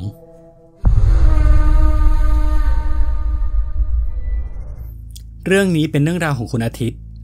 เหตุการณ์นี้เกิดขึ้นเมื่อหลายปีก่อนต้องขอบอกก่อนนะครับว่าปกติแล้วคุณอาทิตย์จะไม่มีความเชื่อเรื่องผีและตัวเขาเองก็ไม่เคยเจอเรื่องราวลี้ลับอะไรเลยสักครั้งคุณอาทิตย์เป็นคนที่ชอบเล่นกีฬาเตะฟุตบอลมากและเขาเองก็ชอบซื้อของมือสองมาใช้เป็นประจำเพราะเวลาพังจะได้ไม่ต้องเสียดายด้วยราคาที่ถูกและก็ใช้ได้เหมือนของใหม่ทั่วไปช่วงนั้นเขาตามหารองเท้าผ้าใบมือสองคู่หนึ่งเพื่อที่จะใส่ไปเตะบอลแต่รองเท้าคู่นี้ต้องใส่เดินเล่นหรือใส่ไปทำงานได้ด้วยเขาตามหารองเท้าที่เขาต้องการอยู่หลายวันจนวันหนึ่งเขาได้เดินเข้าไปในตลาดมือสองเป็นตลาดที่เขามักจะเดินเป็นประจำที่นั่นมักจะมีพวกร้านขายของรองเท้ามือสองเป็นแผงลอยแบบปูผ้าผืนใหญ่ๆแล้วเอารองเท้ามาตั้งไว้อยู่เต็มไปหมดเขาเดินหาไปได้สักพักก็ผ่านไปกับร้านรองเท้าร้านหนึ่งเขาจำได้ว่าก่อนหน้านี้เคยมาถามร้านนี้แล้วแต่ร้านนี้ก็บอกว่าไม่มีเขาเลยเดินผ่านไปแต่เหมือนพ่อค้าคนนั้นจะจำเขาได้ก็เลยเรียกเขาให้มาดูรองเท้าคู่หนึ่งที่พ่อค้าเพิ่งได้มาใหม่ลักษณะเป็นรองเท้าผ้าใบสีขาวทั้งดีไซน์และการใช้งานตรงกับที่คุณอาทิตย์อยากได้เขาลองสวมรองเท้าคู่นั้นปรากฏว่ารองเท้าใส่ได้พอดีมากๆด้านในก็นิ่มมันดูใส่สบายไปหมดเขารู้สึกชอบรองเท้าคู่นี้มากเขาซื้อกลับบ้านมาในราคา220 บาทแล้วหลังจากนั้นก็เริ่มมีเหตุการณ์แปลกๆเกิดขึ้นกับตัวของเขาคุณอาทิตย์มีอาชีพเป็นผู้สื่อข่าวมีวันหนึ่งทางบริษัทได้นำเครื่องสแกนรังสีออร่าเข้ามาเพื่อที่จะทำข่าวเลยได้เอาเครื่องสแกนของจริงมาเทสเครื่องรังสีออร่าจะเป็นคล้ายๆเครื่องถ่ายรูปเวลาเราถ่ายภาพออกมารอบๆตัวเราก็จะแผ่รังสีออกมาเป็นสีต่างๆแต่ละคนจะสีไม่เหมือนกันขึ้นอยู่กับอารมณ์ของคนที่ถูกถ่ายด้วยพอคุณอาทิตย์ได้ลองถ่ายภาพที่ออกมาก็เป็นคลื่นสีเหลืองอมเขียวน้องที่เป็นคนดูแลเครื่องก็เลยถามว่าพี่เป็นคนที่ทำงานเกี่ยวกับครีเอทีฟหรือชอบอะไรพวกนี้ใช่ไหมเพราะสีนี้บ่งบอกถึงคนที่มีความคิดสร้างสรรค์คุณอาทิตย์ก็บอกว่าใช่เขาเรียนเกี่ยวกับศิลปะมาจึงชอบอะไรพวกนี้คุณอาทิตย์เลยถามต่อไปว่าหลักการทำงานเครื่องนี้มันเป็นยังไงถ้าถ่ายรูปอีกครั้งเขาจะเป็นเหมือนเดิมไหมน้องก็ตอบว่ายังไงก็เป็นเหมือนเดิมเพราะคุณอาทิตย์ไม่ได้เดินไปไหนแล้วก็ยังอยู่ในอารมณ์ปกติเขาเลยขอให้น้องถ่ายรูปเขาอีกรอบแต่รอบนี้จากสีเหลืองอมเขียวกลับมีสีน้ำเงินสีครามอยู่บริเวณที่ท้องของเขาน้องคนที่ถ่ายรูปเลยถามไปว่าพี่มีอะไรที่ท้องหรือเปล่าตอนนี้พี่รู้สึกปวดท้องหรือว่ามีอาการท้องเสียไหม เขาก็ตอบว่าไม่ตอนนี้อาการเขาปกติดีทุกอย่าง ด้วยความสงสัยน้องเลยขอถ่ายรูปดูอีกครั้งปรากฏว่าครั้งนี้ที่กลางตัวของเขากลายเป็นสีน้ำเงินอมม่วงทั้งตัวไม่มีสีเหลืองหรือสีเขียวอยู่แล้วน้องคนที่ถ่ายรูปตกใจมากเพราะคนปกติสีจะไม่เปลี่ยนไวขนาดนี้น้องได้เรียกเพื่อนอีกคนให้เข้ามาช่วยดูแล้วก็ถามคุณอาทิตย์ว่าเพิ่งไปงานศพมาหรือเปล่าคุณอาทิตย์ได้ยินแบบนั้นเขาก็รู้เลยว่าน้องคงคิดว่ามีวิญญาณตามเขาอยู่แน่ๆก่อนที่เขาจะตอบไปว่าไม่เคยนะไม่ได้ไปมาเป็นปีแล้วและญาติของเขาที่รู้จักก็ไม่มีใครตายคุณอาทิตย์เริ่มสงสัยเลยเดินไปดูรูปที่ถ่ายชัดๆเขาสังเกตเห็นสิ่งผิดปกติบางอย่างภาพโดยทั่วไปแสงออร่าจะออกมารอบๆตัวเราบริเวณช่วงไหล่และบริเวณหัวแต่ในรูปเหมือนมีแสงออร่าหนึ่งสีม่วงๆกลมๆลักษณะคล้ายหัวอีกหัวหนึ่งอยู่ข้างๆหัวของเขาคุณอาทิตย์ถามน้องไปว่าแสงแบบนี้หมายถึงอะไรก็ได้คำตอบว่าแสงสีน้ำเงินหรือสีม่วงจะเกี่ยวกับเรื่องลี้ลับส่วนใหญ่มักจะพบกับคนที่มีเซนส์หรือคนที่มีพระติดตัวแต่คุณอาทิตย์กลับไม่มีอะไรพวกนี้เลยเพราะเขาเองก็ไม่ค่อยเชื่อเรื่องพวกนี้อยู่แล้วและเหตุการณ์วันนั้นก็ผ่านไปปกติแล้วเวลาที่คุณอาทิตย์ได้ของมือสองมาเขามักจะใส่ก่อนที่จะซักทุกครั้งซึ่งรองเท้าคู่นี้ก็เหมือนกันเขาใส่ไปได้เกือบเดือนก็ถึงเวลาที่เขาคิดว่าน่าจะซักได้แล้ววันนั้นเป็นวันหยุดเขาได้หยิบรองเท้าขึ้นมาซักตอนนั้นก็เห็นเป็นสีน้ำตาลไหลออกมาจากแผ่นรองเท้าด้านล่างแต่เขาก็ไม่ได้สนใจอะไรคิดว่าตอนคนขายให้รองเท้ามาของน่าจะรวมกับของชิ้นอื่นแล้วของชิ้นนั้นอาจจะมีสนิมเลยมีคราบติดมาด้วยพอซักเสร็จเขาก็ใส่รองเท้าคู่นี้ไปตามปกติแต่ความแปลกก็คือยิ่งใส่รองเท้าคู่นี้ไปนานๆเขาก็เริ่มรู้สึกเจ็บฝ่าเท้าตรงจุดที่เป็นข้อเอ็นร้อยหวายทั้งที่รองเท้าที่เขาใส่ทั้งนิ่มทั้งใส่สบายจุดไหนที่รู้สึกว่ามันคับจนทำให้เขาเจ็บขาได้เลยตอนแรกก็คิดว่าเป็นเพราะเขาเล่นกีฬามาหนักเลยไปหาคุณหมอแต่หมอก็บอกว่าไม่มีอะไรเท้าเขาดูปกติแต่แล้วอาการเจ็บขาของเขาก็เริ่มหนักขึ้นเรื่อยๆแล้วในทุกๆคืนที่เขานอนเขามักจะฝันว่ามีคนมาเคาะประตูห้องแต่ระหว่างที่ตื่นขึ้นเขาก็เหมือนได้ยินเสียงเคาะดังอยู่เขาเลยหันไปถามแฟนว่าได้ยินไหมแต่แฟนเขาก็ตอบว่าไม่ได้ยินเป็นแบบนี้เกือบทุกวันทั้งฝันว่ามีคนมาเคาะประตูและเท้าที่เจ็บขึ้นเรื่อยๆจนบางทีเขาถึงกับต้องให้แฟนเขามาช่วยดึงขึ้นจากเตียงเพราะเขาก็เจ็บจนเกือบลุกไม่ไหวเขาคิดว่าคงต้องหาเวลาว่างไปหาหมออีกรอบแต่ก็ยังไม่มีโอกาสได้ไปสักทีจนมีอยู่วันหนึ่งที่คุณอาทิตย์อยู่ที่อพาร์ตเมนต์คนเดียวเพราะแฟนของเขาจะมาหาแค่ช่วงเสาร์อาทิตย์วันนั้นเขากลับมาจากทำงานก็เดินขึ้นบันไดไปตามปกติเพื่อที่จะเข้าห้องแต่ระหว่างที่เดินไปเรื่อยๆตรงชั้นระหว่างบันไดจะมีชั้นพักตั้งกระจกอยู่เขามองผ่านกระจกไปก็เห็นผู้ชายคนหนึ่งใส่เสื้อกีฬากำลังเดินขึ้นบันไดตามหลังเขามาชายคนนั้นมีอาการเจ็บที่ขายังเห็นได้ชัดเขามีไม้ค้ำอันนึงค่อยๆพยุงตัวเองขึ้นบันไดมาทีละขั้นคุณอาทิตย์ไม่ได้สนใจอะไรคิดว่าคงเป็นคนที่พักอยู่เลยเดินขึ้นห้องไปตามปกติพอวันถัดมาระหว่างที่เขากำลังจะเดินขึ้นบันไดพอถึงชั้นพักก็เห็นชายคนเดิมเดินขึ้นบันไดตามหลังเข้ามารอบนี้เขาใส่เสื้อกีฬาอีกตัวไม่มีไม้ค้ำที่มือแล้วแต่คุณอาทิตย์รู้สึกว่าอาการที่ขาของเขาจะหนักขึ้นเรื่อยๆเพราะท่าทางที่เขาเดินดูลำบากและสีหน้าของเขาก็ดูปวดมากกว่าเมื่อวานผ่านมาประมาณ3 วันคุณอาทิตย์ก็ยังเจอเหมือนเดิมทุกๆครั้งที่ขึ้นบันไดจะเห็นชายคนนี้ตามหลังมาตลอดแต่ความแปลกคือทุกครั้งที่เห็นเขาจะขึ้นบันไดมาถึงชั้นพักและเห็นผ่านกระจกจนมีอยู่วันหนึ่งคุณอาทิตย์เดินขึ้นมาบันไดจนถึงชั้นพักอีกครั้งเขาก็เห็นชายคนนั้นเดินเข้ามาตามหลังแต่รอบนี้ชายคนนั้นดูอาการหนักกว่าเดิมมากๆที่ขาของเขามีผ้าพันแผลสีขาวพันอยู่และรอบๆผ้าพันแผลก็มีเลือดไหลอยู่เต็มไปหมดเขาคิดในใจว่าถ้าคนเจ็บขายิ่งใช้เวลานานแผลก็ควรจะรีบหายสิแต่นี่ทำไมดูเหมือนอาการจะยิ่งหนักขึ้นเรื่อยๆซึ่งลักษณะเขาตอนนั้นก็ดูเหมือนคนปกติเป็นผู้ชายไว้ผมยาวๆเสื้อก็ใส่ไม่ซ้ำกันแต่ทุกครั้งที่เจอที่เสื้อเขาจะมีคราบดินคราบหญ้าเหมือนเพิ่งไปเตะบอลกับเพื่อนมาเวลาผ่านไปจนถึงวันที่เขาต้องซักรองเท้าอีกรอบระหว่างที่เขากำลังขัดรองเท้าอยู่ก็เห็นว่าพื้นรองเท้าเริ่มปริออกเขาเข้าใจว่าเป็นเรื่องปกติของรองเท้ามือสองเลยตั้งใจจะเอาไปซ่อม แล้วเปลี่ยนพื้นรองเท้าใหม่ทั้งหมดระหว่างนั้นเขาก็ได้ดึงพื้นรองเท้าอันเก่าออกมาเขาถึงกับตกใจเพราะสิ่งที่อยู่ระหว่างพื้นรองเท้าคือเล็บของคนลักษณะเป็นเล็บนิ้วโป้งเท้าใหญ่ๆที่ถูกฉีกเป็นแนวทะแยงซึ่งถ้าใครเล็บฉีกแบบนี้คงจะเจ็บปวดมากๆตัวเล็บถูกอัดไว้ระหว่างรองเท้ากับพื้นรองเท้าคุณอาทิตย์เริ่มคิดถึงเรื่องแปลกๆที่เกิดขึ้นหรือต้นเหตุจากการเจ็บขาของเขาจะมาจากการที่เขาไปซื้อของมือสองมาแต่ก็ไม่น่าจะเกี่ยวเพราะถ้าเกี่ยวกันจริงๆเขาก็น่าจะเจ็บที่เล็บสิทำไมเขาถึงเจ็บที่ข้อเท้าพอคิดได้แบบนั้นเขาก็ปล่อยเรื่องนี้ไปแล้วก็เอารองเท้าไปซ่อมจนได้กลับมาใส่เหมือนเดิมระหว่างนั้นเขาก็ใช้ชีวิตไปตามปกติเขาก็ยังเจ็บขาอยู่และทุกครั้งที่ขึ้นบันไดอพาร์ตเมนต์ก็จะเจอผู้ชายคนนี้เดินตามหลังสลับกับได้ยินเสียงคนเคาะประตูห้องอยู่ทุกครั้งจนมีอยู่เหตุการณ์หนึ่งเป็นเหตุการณ์ที่ทำให้คุณอาทิตย์เชื่อเลยว่าหลายๆอย่างที่เขาเจอมาอาจเกิดจากรองเท้าคู่นี้จริงๆวันนั้นคุณอาทิตย์กำลังเดินทางกลับจากที่ทำงานด้วยความที่งานของเขาจะกลับไม่ค่อยเป็นเวลา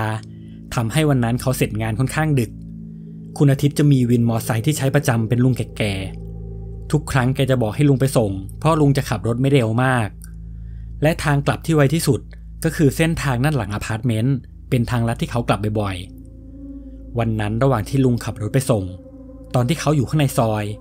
เขาได้ยินเสียงเหมือนคนหอบอยู่ใกล้ๆลักษณะเหมือนคนที่วิ่งแล้วหายใจถี่ๆเสียงค่อยๆใกล้เขาขึ้นเรื่อยๆเขาเริ่มรู้สึกแปลก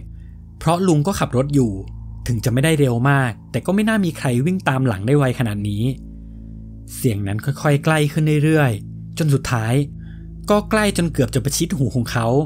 แล้วก็มีเสียงหายใจเฮือกสุดท้ายดังขึ้นคล้ายกับคนที่หายใจไม่ออกกำลังจะขาดอากาศหายใจเขาได้ยินแบบนั้นก็รีบหันหลังไปดูทันทีสิ่งที่เขาเห็นเกือบทำให้เขาช็อกเขาเห็นเป็นผู้ชายผมยาวใส่เสื้อกีฬาขาขาดข้างหนึ่งเป็นคนเดียวกับที่เขาเห็นเดินตามขึ้นบันไดทุกวัน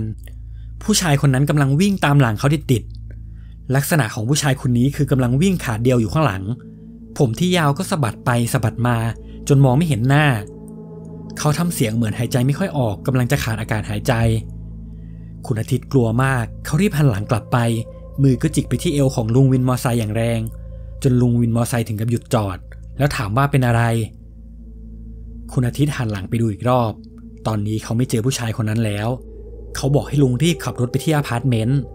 พอไปถึงเขาก็ค่อยๆลงจากมอไซค์ช้าๆตอนนี้ทั้งแขนและขาของเขารู้สึกเกร็งไปหมดขาก็ไม่ค่อยจะมีแรงค่อยๆพยุงขาตัวเองขึ้นบันไดทีละขั้นในใจก็นึกถึงผู้ชายคนนั้นคิดว่าที่เขาเจอเดินตามทุกวันคือผีจริงๆใช่ไหมหลังจากวันนั้นเขาก็ตัดสินใจเอารองเท้าคู่นั้นไปทิ้งซึ่งที่อพาร์ตเมนต์ของเขา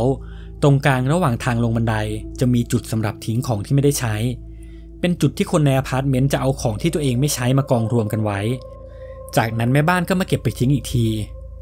คุณอาทิตย์ก็เอารองเท้าคู่นั้นไปวางกองรวมกับของคนอื่นๆที่เอามาทิ้งแล้วในคืนนั้นทุกอย่างก็ดูเงียบสงบไม่มีเสียงเคาะประตูไม่มีกระทั่งฝันแปลกๆเขารู้สึกว่าเขาหลับสบายมากๆแล้วอยู่ๆเขาก็คิดขึ้นมาเองว่าที่เขาเจอมาคงไม่เกี่ยวกับรองเท้าเพราะเมื่อคืนเขาก็หลับได้ตามปกติเลยตั้งใจจะกลับไปเอารองเท้ากลับมาคืนเช้าวันนั้นคุณอาทิตย์ลงบันไดไปที่ชั้นสำหรับเก็บของ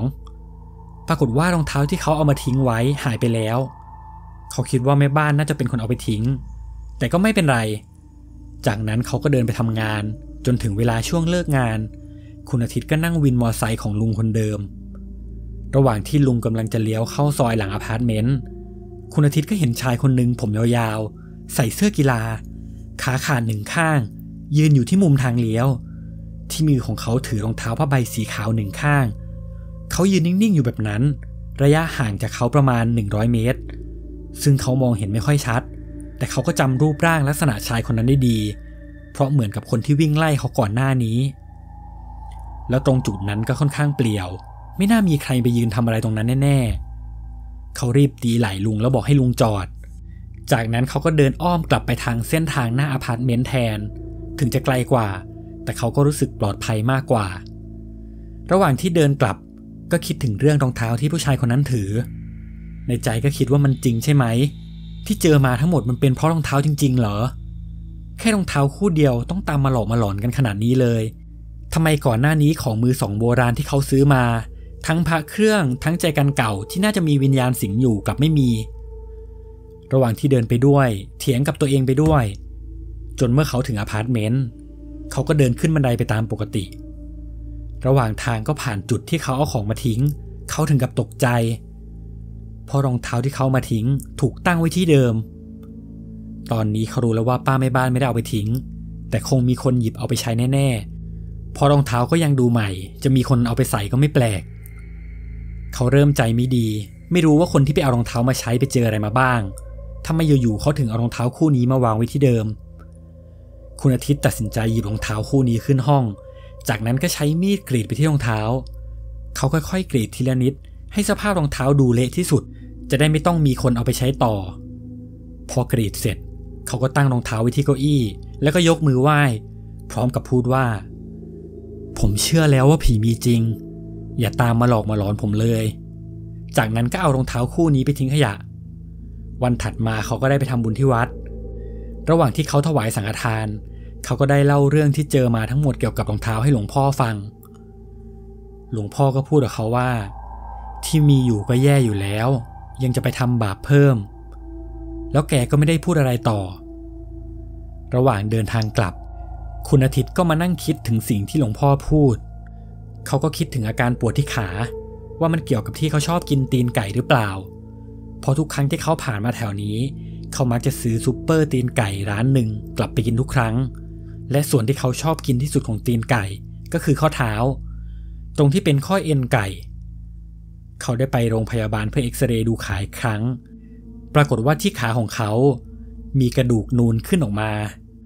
หมอบอกว่ามันคือก้อนแคลเซียมที่สามารถเกิดขึ้นได้ทั่วร่างกายแต่เคสของคุณอาทิตย์ตัวแคลเซียมกับก่อตัวขึ้นมาชนกับเอ็นร้อยหวายทำให้เขารู้สึกปวดซึ่งในปัจจุบันตัวแคลเซียมนั้นก็ยังติดอยู่กับขาเขาตลอดตั้งแต่นั้นมาเขาก็เลิกกินขาไก่ไปเลยแล้วเขาก็ไม่เคยพบเจอวิญญาณผู้ชายคนนั้นมาหลอกมาหลอนอีกและนี่ก็เป็นเรื่องราวทั้งหมดที่คุณอาทิตย์ได้ไปเจอมาเรื่องนี้เป็นเหตุการณ์ที่ชายคนหนึ่งจำเป็นต้องไปทำงานขับรถแมคโครแทนเพื่อนแต่ที่ทำงานดันมาอยู่ใกล้วัดแล้วก็มีงานศพของผู้หญิงตายท้องกลมพอดีในทุกๆคืนที่เขานอนพักก็จะเจอวิญญาณผู้หญิงคนนี้มาหลอกมาหลอนจนเขาอยู่ทำงานต่อไม่ไหวต้องโทรตามให้หัวหน้างานมาอยู่ด้วยกับเรื่องที่มีชื่อว่าวิญญาณเฮี้ยนตายท้องกลม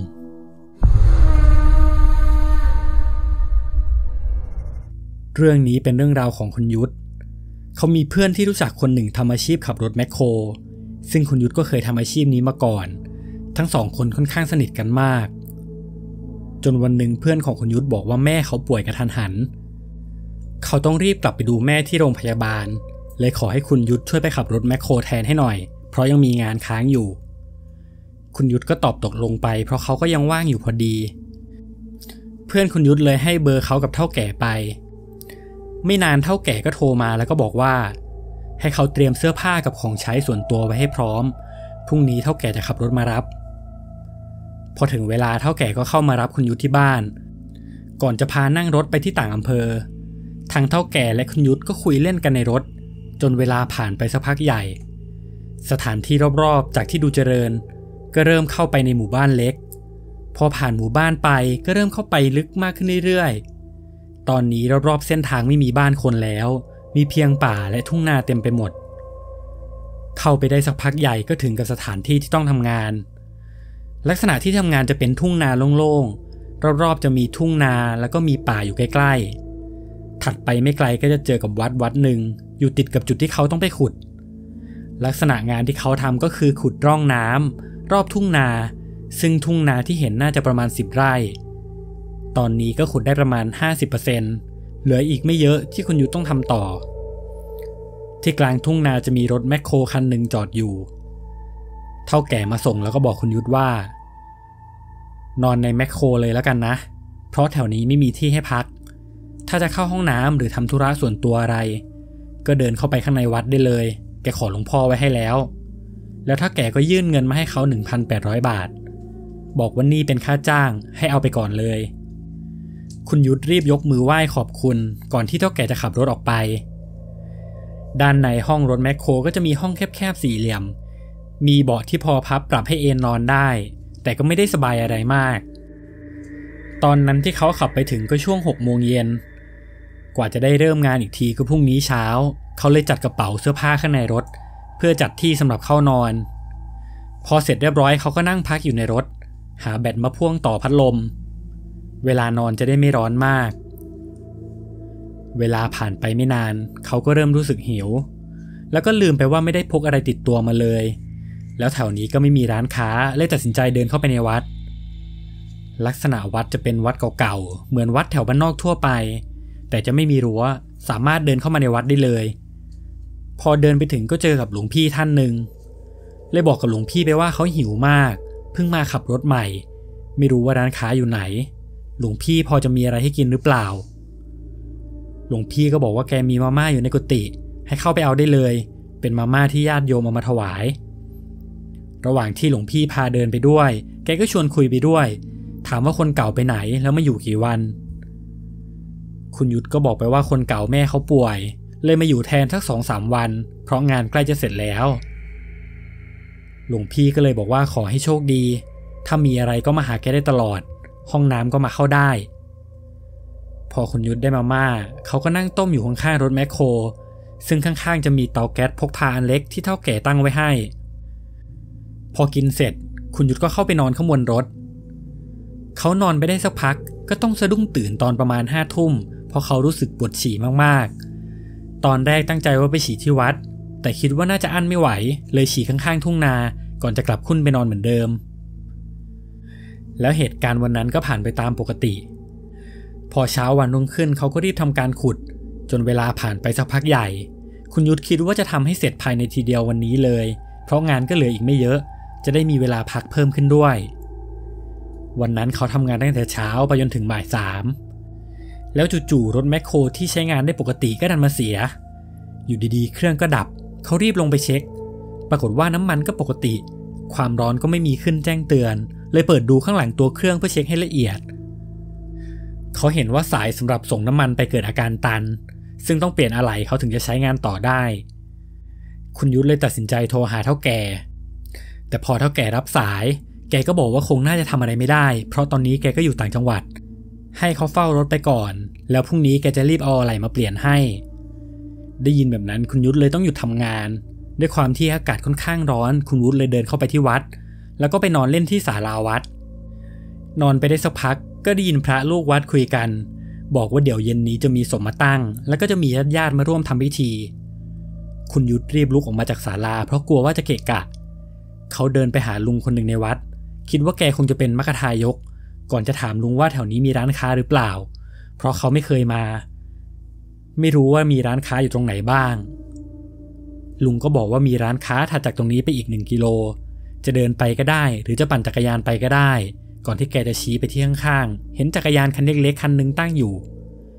แต่ด้วยความที่คุณยุทธเป็นคนขี้เกรงใจเลยบอกว่าไม่เป็นไรแล้วเขาก็เดินไปที่ร้านค้าเพื่อหาซื้อของกินแล้วก็บุหรี่มาเก็บไว้ระหว่างที่เดินกลับมาก็เห็นว่ามีรถมูลนิธิเอาศพเข้ามาซึ่งศพอยู่ในโรงเรียบร้อยแล้วเขาเห็นคนพากันเอาโลงศพไปตั้งไว้ที่ศาลาหน้าเมนแล้วก็มีญาติๆเดินมาร่วมงานเต็มไปหมดคุณวุฒิเดินกลับไปเข้านอนที่ศาลาเหมือนเดิมเวลาผ่านไปจนเริ่มดึกคุณวุฒิตื่นขึ้นเพราะเขารู้สึกปวดท้องเขาเดินลงมาพยายามหาห้องน้ำที่ใกล้ที่สุดห้องน้ำในวัดจะมีอยู่2 จุดมีด้านหลังกุฏิหลวงพ่อกับฝั่งข้างๆเมนคุณยุทธตัดสินใจเข้าห้องน้ำฝั่งที่ใกล้เมนเพราะเป็นจุดที่ใกล้ที่สุดพอเดินไปถึงคุณยุทธก็สังเกตเห็นความผิดปกติบางอย่างด้านหน้าศาลาเมนที่ตั้งศพอยู่ตอนนี้ไม่มีใครอยู่เลยพวกญาติที่มาร่วมพิธีก็เหมือนจะกลับกันหมดแล้วหลังจากฟังพิธีสวดศพเสร็จรอบๆก็มืดไปหมดมีเพียงไฟเล็กๆเปิดอยู่เป็นไฟที่ห้อยอยู่ตามโลงศพเขามองไปก็ขนลุกไปเพราะปกติอย่างน้อยก็ควรจะมีคนเฝ้าเขาพยายามไม่สนใจรีบเดินตรงไปที่ห้องน้ำระหว่างที่ทำธุระอยู่นั้นก็ได้ยินเสียงเปิดประตูห้องน้ำข้างๆแล้วก็มีเสียงคนราดน้ำอยู่ข้างๆพอคุณยุทธทำธุระเสร็จเขาก็เปิดประตูออกมา จากนั้นเขาก็มองไปห้องข้างๆเขาเริ่มกลัวเพราะห้องข้างๆไม่มีใครอยู่และพื้นห้องน้ำก็แห้งสนิทเสียงเปิดประตูออกก็ไม่มีเขาพยายามคิดว่าตอนห้องข้างๆออกมาเขาคงไม่ทันสังเกตคุณยุทธเดินกลับไปที่ศาลาเพื่อจะกลับไปนอนต่อระหว่างที่กำลังเคลิ้มๆจะหลับอยู่ๆเขาก็รู้สึกปวดท้องอีกรอบเขาคิดว่าท้องเขาน่าจะเสียกำลังจะลุกไปเข้าห้องน้ำและตอนนั้นเองหมาในวัดก็หอนเสียงดังลักษณะเสียงหอนมันค่อนข้างน่ากลัวมากแต่ละตัวหอนยาวรับกันมาเป็นทอดๆเขาคิดในใจว่าหมามาหอนอะไรเวลานี้ตั้งนานไม่เคยเห็นหอนคนยิ่งกลัวอยู่พอได้ยินเสียงหมาหอนก็เริ่มที่จะไม่กล้าเข้าห้องน้ำข้างๆเมนรอบนี้เลยตัดสินใจไปเข้าห้องน้ำหลังกุฏิหลวงพ่อเพราะถึงจะอยู่ไกลแต่ไฟก็ยังมีเยอะกว่าเส้นทางเดินไปเข้าห้องน้ำจะต้องลอดใต้ถุนศาลาวัดไปก่อนคุณวุฒิรีบเดินไปจนถึงห้องน้ำเขารีบเข้าไปทำธุระแต่แล้วก็ได้ยินเสียงคนเปิดประตูห้องข้างๆเบาๆแล้วก็ปิดประตูเสียงดังจนเขาถึงกับสะดุ้งตัวเขาเริ่มสั่นขนลุกไปหมดแล้วเสียงประตูก็เปิดดังขึ้นมาอีกแล้วก็ปิดอยู่แบบนั้นหลายรอบจากที่ตอนแรกเขาเริ่มกลัวตอนนี้เขาเริ่มรู้สึกโมโหเพราะคิดว่าน่าจะเป็นเด็กวัดมาแกล้งตอนนั้นเขาเลยตะโกนไปว่ามึงจะมาแกล้งคนขี้ทำไมคนยิ่งกูกลัวอยู่ถ้าออกไปแล้วเจอกูจะเตะให้พอทำธุระเสร็จเขาก็รีบเปิดประตูทันทีแต่ก็เหมือนเดิมรอบๆไม่มีใครอยู่ทุกอย่างเงียบไปหมดถ้าเด็กวัดมาแกล้งอย่างน้อยก็คงต้องได้ยินเสียงรองเท้าตอนวิ่งหนีแต่นี่กลับไม่มีแม้แต่เงาคนเขาพยายามตั้งสติแล้วค่อยๆเดินกลับไปที่เดิมระหว่างทางกลับคุณยุทธต้องเดินลอดใต้ศาลานั้นอีกครั้งซึ่งใต้ศาลาก็จะค่อนข้างมืดไม่มีแสงไฟจะมีก็แต่ตอนลอดผ่านใต้ศาลาไปแล้วเขาเดินไปได้ครึ่งทางก็มองไปที่พื้นด้านหน้ารู้สึกเหมือนมีเงาอะไรบางอย่างขยับอยู่เป็นเงาส่องมาที่พื้นเขาพยายามมองหาว่าเงาตัวนี้มาจากไหนคุณยุทธค่อยๆเงยหน้ามองขึ้นไปข้างบนเขาตกใจมากสิ่งที่เขาเห็นคือลักษณะผู้หญิงผมยาวเขาเห็นเป็นเพียงเงาดำๆเพราะตรงนั้นค่อนข้างมืดลักษณะผู้หญิงผมยาวกำลังห้อยหัวมาจากระเบียงของศาลาคุณยุทธตกใจมากเขาตะโกนร้องผีแล้วก็วิ่งหนีกลับไปทางห้องน้ำมาตรงพื้นที่ที่สว่างเขาพยายามตั้งสติคิดว่าจะเอายังไงต่อดีเพราะถ้ากลับยังไงก็ต้องกลับเส้นทางเดิมแล้วก็ต้องลอดใต้ศาลาอีกถ้าไปอีกฝั่งก็ต้องอ้อมไกลแต่เขาก็เลือกที่จะเดินอ้อมจะได้สบายใจกว่าระหว่างที่กำลังจะเดินออกมาจุดที่เป็นศาลาเขาก็ได้ยินเสียงคนหัวเราะเบาๆข้างหลังคุณยุทธค่อยๆหันไปมองที่ระเบียงอีกฝั่งหนึ่งตรงจุดที่เขายืนอยู่มีผู้หญิงคนหนึ่งนั่งห้อยขาลงมา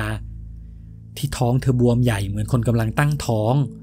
หน้าเธอบวมเขียวตาเธอก็ถลนออกมาจ้องมองมาที่คุณยุทธพร้อมกับหัวเราะ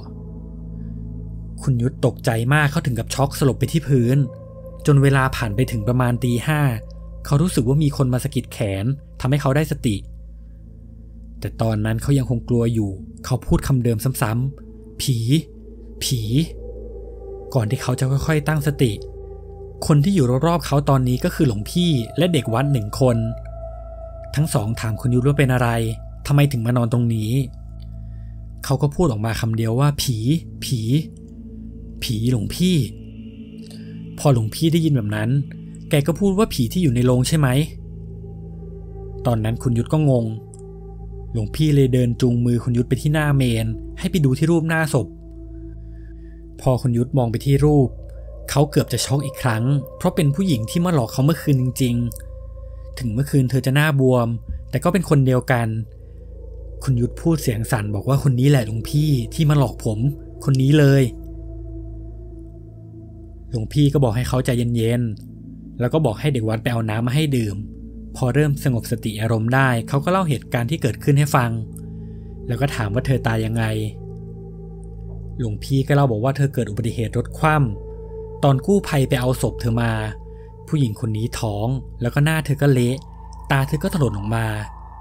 ส่วนเด็กในท้องก็หลุดออกมาข้างนอกตายทั้งแม่ทั้งลูกซึ่งศพลูกของเธอก็อยู่ด้วยกันข้างในโรงพอได้ยินแบบนั้นคุณยุทธก็นั่งอยู่ที่หน้ากุฏิหลวงพี่จนเช้าเขารีบโทรหาเฒ่าแก่แล้วก็ถามเฒ่าแก่ว่าอยู่ไหนแล้วเฒ่าแก่ก็บอกว่าแกติดธุระด่วนมาวันนี้ไม่ได้ขอให้เขานอนเฝ้าอีกคืนคุณยุทธเลยรีบตอบไปว่าไม่เอาแล้วเพราะเพิ่งเจอผีมาเมื่อคืนตอนนั้นเฒ่าแก่รีบโอนเงินมาให้เขาทันทีเลยอีก500แล้วก็บอกว่าให้เฝ้าไปก่อนเดี๋ยวพรุ่งนี้จะรีบเข้าไปหาคุณวุฒิพยายามที่จะปฏิเสธแล้วก็บอกให้เฒ่าแก่มาเองถ้าไม่เชื่อว่าเขาเห็นผี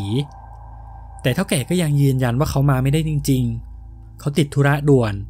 ตอนนี้คุณยุทธก็ทำอะไรไม่ได้เลยต้องยอมนอนเฝ้ารถให้เฒ่าแก่ต่อเพราะถ้าไม่มีคนเฝ้าก็กลัวว่าจะมีคนมารื้อมาขโมยอะไรไปตกเย็นของวันนั้นคุณยุทธเดินเข้าไปที่วัดเห็นว่ามีญาติมาร่วมฟังพิธีสวดศพเต็มไปหมดระหว่างที่พระกำลังสวดศพอยู่คุณยุทธก็เดินไปเข้าห้องน้ำผ่านตรงจุดที่ตั้งโลงเห็นเป็นผู้หญิงคนเดิมนั่งอยู่ที่หน้าศพเธอนั่งห้อยขาอยู่แบบนั้นทั้งที่พระยังคงสวดอยู่คุณยุทธตกใจมากเพราะตอนนี้ยังไม่มืดทำไมถึงได้มาหลอกมาหลอนตั้งแต่หัววันเขารีบวิ่งกลับแต่ระหว่างทางก็ได้เจอกับเด็กวัดคนเดิมที่เขาเจอเด็กวัดถามว่าจะไปไหนเขาเลยบอกว่าจะไปที่รถจากนั้นเด็กวัดก็เลยชวนให้มากินมาม่าด้วยกันเพราะเขาต้มมาม่าไว้เยอะแล้วคุณยุทธก็เริ่มหิวพอดีเลยเข้าไปนั่งกินกับเด็กวัดแล้วไม่นานก็มีลุงแก่ๆคนหนึ่งซึ่งน่าจะเป็นคนที่มาร่วมงานศพเขาเดินมาหาคุณยุทธแล้วก็ถามว่าเขาเป็นคนขับรถแบ็คโฮใช่ไหมคุณยุทธเลยตอบว่าใช่ก่อนที่แกจะบอกว่าแกเป็นคนที่จ้างให้มาขุดตรงนี้เองแล้วก็ถามว่าเสร็จวันไหนคุณยุทธก็บอกไปว่าเหลือไม่เยอะแต่ตอนนี้รถเสียอยู่ถ้าซ่อมเสร็จก็จะรีบทำเพิ่มลุงคนนั้นแกก็บอกว่าแกไม่ได้เร่งอะไรไม่ต้องรีบก็ได้ก่อนที่แกจะเดินกลับไปร่วมงานศพคุณยุทธเห็นว่าแกเป็นผู้ใหญ่คิดว่าแกน่าจะรู้อะไรเลยถามแกว่างานศพนี้เป็นงานศพของใครแกก็บอกว่าเป็นหลานสาวของแกเองเพิ่งเสียไปไม่นานคุณยุทธได้ยินแบบนั้นก็เล่าสิ่งที่เขาเจอให้ฟังลุงแกถึงกับตกใจไม่คิดว่าวิญญาณจะเฮี้ยนขนาดนี้แล้วแกก็เล่าว่าเมื่อคืนก่อนแกก็เพิ่งฝันเหมือนกันว่าหลานสาวแกเข้ามาบอกในฝันเธอบอกว่าเจ็บมากเจ็บเพราะโดนรถชนแต่ในฝันเธอก็มาในสภาพปกติไม่ได้มาหลอกอะไรพอคุยกันเสร็จเฒ่าแก่ก็กลับไปร่วมงานศพเวลาผ่านไปจนถึงตอนกลางคืนคุณยุทธเดินตรงไปที่ศาลาเพื่อที่จะเข้านอนแต่แล้วจู่ๆเขาก็ท้องเสียอีกครั้งคุณยุทธรีบวิ่งไปที่ห้องน้ำที่ใกล้ที่สุดเพราะรอบนี้ปวดค่อนข้างหนักเขาไปเข้าห้องน้ำใกล้กับเมนพอเข้าเสร็จตอนเดินออกมาก็หันมองไปที่ศาลาหน้าเมนก็ยังเห็นผู้หญิงคนนั้นนั่งอยู่ที่โลงเธอหันหน้าตรงไปที่หน้าเมนคุณยุทธที่เห็นตกใจมากแต่เหมือนตอนนั้นวิญญาณเธอจะรู้ว่าคุณยุทธกำลังจ้องมองเธออยู่เธอค่อยๆหันหน้ามาหาเขาช้าๆตาเธอยังคงถลนหน้าบวมสภาพดูเละกว่าคืนก่อนหน้านี้คุณวุฒิเริ่มโวยวายเสียงดังผีจนทุกคนในวัดแตกตื่นกันหมดเขาพยายามตั้งสติแล้วโทรหาเฒ่าแก่บอกว่าให้เฒ่าแก่มารับเดี๋ยวนี้เขาอยู่ไม่ได้แล้วแถวนั้นก็อยู่ห่างจากเมืองมากจะไม่มีรถผ่านถ้าจะออกไปเองก็คงออกไปไม่ได้แต่เฒ่าแก่ได้แต่บอกว่าให้เขาใจเย็นๆพรุ่งนี้เช้าแกจะรีบเข้าไปตอนนี้เขาทำอะไรไม่ได้นอกจากรอเฒ่าแก่รอบนี้เขาจะไม่นอนวัดแล้วเขาเดินไปที่รถแมคโครแล้วก็ไปนั่งตัวสั่นอยู่บนนั้นเพื่อที่จะรอให้ถึงเช้าหมาในวัดก็หอนกันเสียงดังพอถึงเช้าเฒ่าแก่ก็เข้ามาจากนั้นก็รีบช่วยกันซ่อมรถจนเสร็จคุณยุทธรีบขับรถเคลียร์งานที่เหลือจนเสร็จเรียบร้อยแล้วเฒ่าแก่ก็โทรให้รถ10 ล้อสำหรับลากรถแบ็คโฮให้มารับแต่ปรากฏว่ารถที่จะมารับกลับไม่ว่างได้คิวมารับอีกทีพรุ่งนี้เฒ่าแก่หันไปมองหน้าคุณยุทธ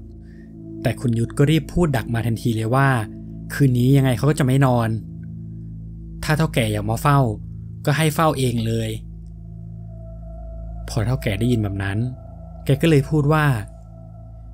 เดี๋ยวคืนนี้กูนอนเป็นเพื่อนเองมีผีใช่ไหมอยากเจอมานานแล้ว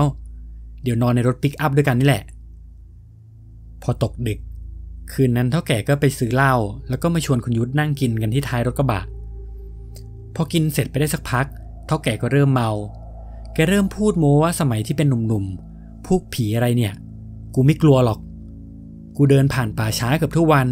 ผีกูก็ตบหัวทิ่มมาแล้วผีที่มึงเจอเป็นผีผู้หญิงตายท้องกลมใช่ไหมเดี๋ยวเจอกูตบให้คว่ำเลยพูดไปก็หัวเราะไปพอดื่มได้ไม่นานเฒ่าแก่ก็เริ่มปวดฉี่แกเดินเข้าไปที่ห้องน้ำในวัดตอนนั้นคุณยุทธยังคงนั่งกินรออยู่ที่รถแต่ไม่นานก็ได้ยินเสียงเฒ่าแก่โวยวายออกมาจากวัดไม่อยู่แล้วเว้ยผีหลอกแกวิ่งเข้ามาหาคุณยุทธหน้าตาแตกตื่นแล้วก็บอกคุณยุทธว่าไอ้ยุทธไปไม่อยู่แล้วตอนนี้เขารู้แล้วว่าเฒ่าแก่คงเจอดีเข้าให้แล้วแน่ๆเขาเลยถามเฒ่าแก่ว่าแล้วรถแมคโครล่ะเฒ่าแก่ไม่กลัวโจรเหรอแกก็บอกว่าช่างมันไม่อยู่แล้วก่อนที่แกจะพาคุณยุทธขับรถเข้าไปในตัวเมืองแล้วก็ไปหาโรงแรมนอนเฒ่าแก่เล่าว่าตอนที่แกเข้าห้องน้ำเสร็จแกเปิดประตูออกมาเจอผู้หญิงท้องแก่ยืนอยู่หน้าห้องน้ำลักษณะหน้าเละตาถลนเธอยืนห่างกับแกไม่ถึงคืบแกช็อกทำอะไรไม่ถูกก่อนที่ผู้หญิงคนนั้นจะพูดว่าไหนว่าไม่กลัวไงจะตบกูเหรอพอได้ยินแบบนั้นแกก็สติแตกวิ่งออกมาข้างนอกเลยพอเช้าวันรุ่งขึ้นก็มีรถ10 ล้อมารับรถแมคโครไปเฒ่าแก่ก็ได้พูดขอบคุณคุณยุทธที่ได้มาช่วยงานแล้วก็พาไปเลี้ยงข้าวเป็นการตอบแทนหลังจากวันนั้นทั้งคุณยุทธและเฒ่าแก่ก็ได้ไปทำบุญให้กับวิญญาณหญิงสาวและนี่ก็เป็นเรื่องราวเหตุการณ์ทั้งหมดที่คุณยุทธได้เจอมาถ้าพูดถึงสถานที่ที่น่ากลัวที่สุดในโรงพยาบาลคงหนีไม่พ้นห้องดับจิตเพราะเป็นสถานที่ที่สำหรับเก็บคนตายระหว่างรอที่ญาติมารับเรื่องที่เราจะเล่านี้เป็นเรื่องของคนที่ทำงานในห้องดับจิตเขามีหน้าที่เข็นศพเข้าห้องในทุกๆวันจนมีวันหนึ่งระหว่างที่เขารับศพชายคนหนึ่งมาแล้ววิญญาณของชายคนนั้นก็ต้องการที่จะให้เขาช่วยเหลือกับเรื่องที่มีชื่อว่าห้องดับจิต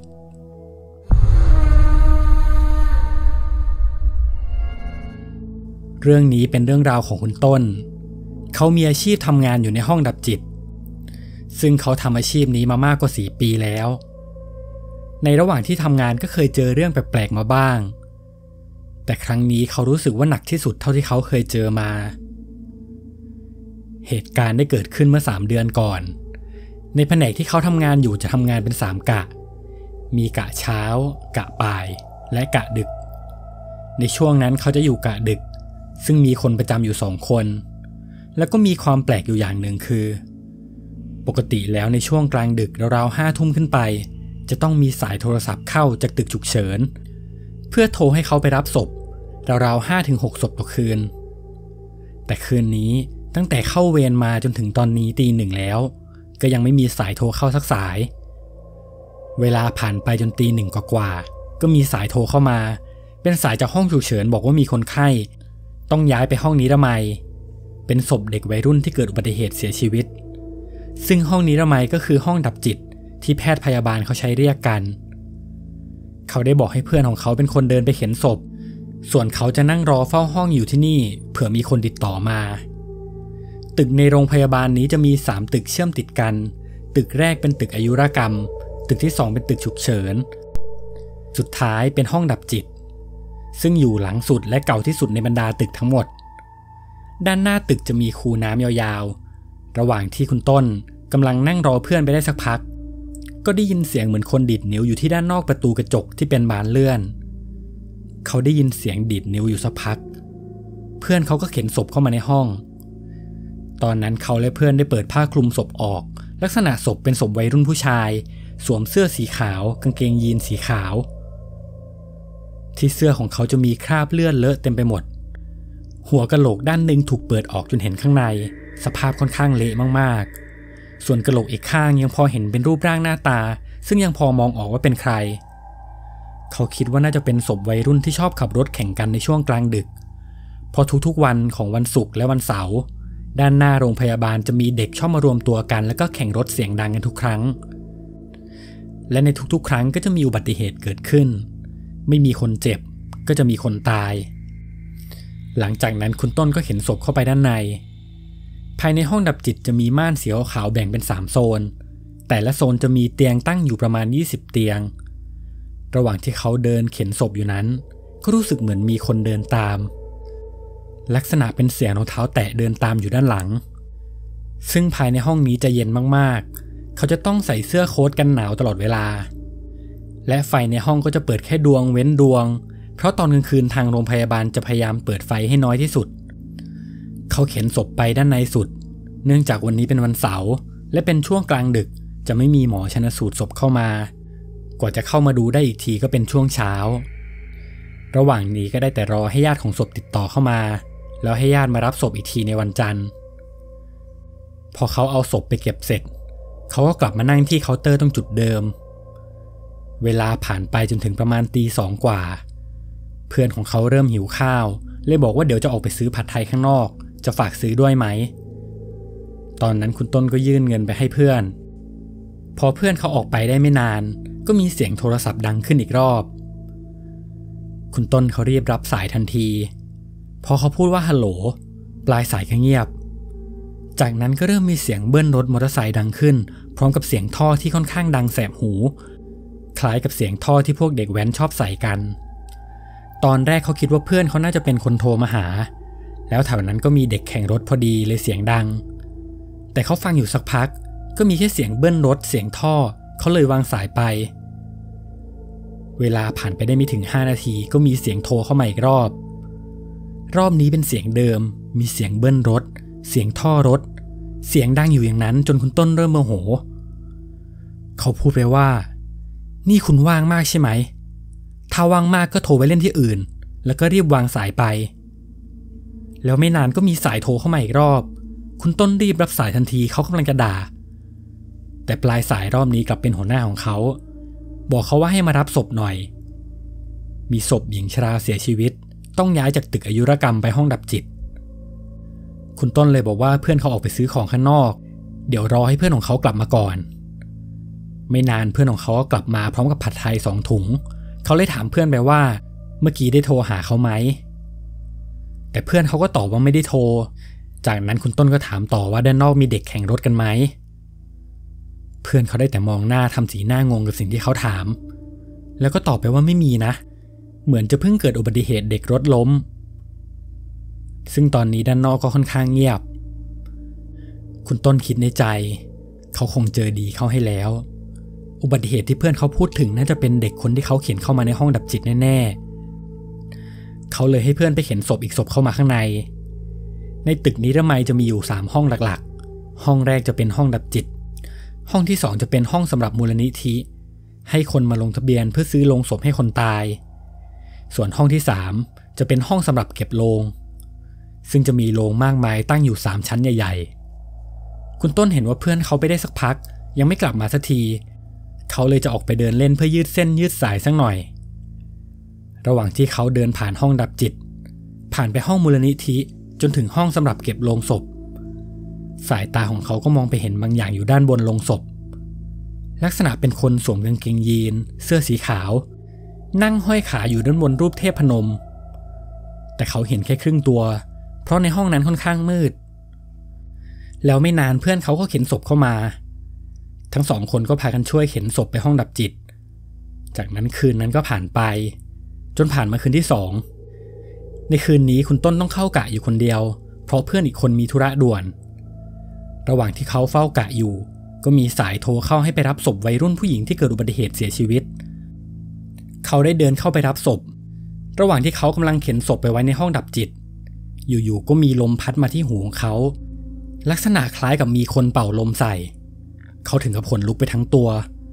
แต่ตอนนั้นก็ไม่ได้กลัวมากเพราะเหตุการณ์แบบนี้เขาเจอบ่อยระหว่างที่ทำงาน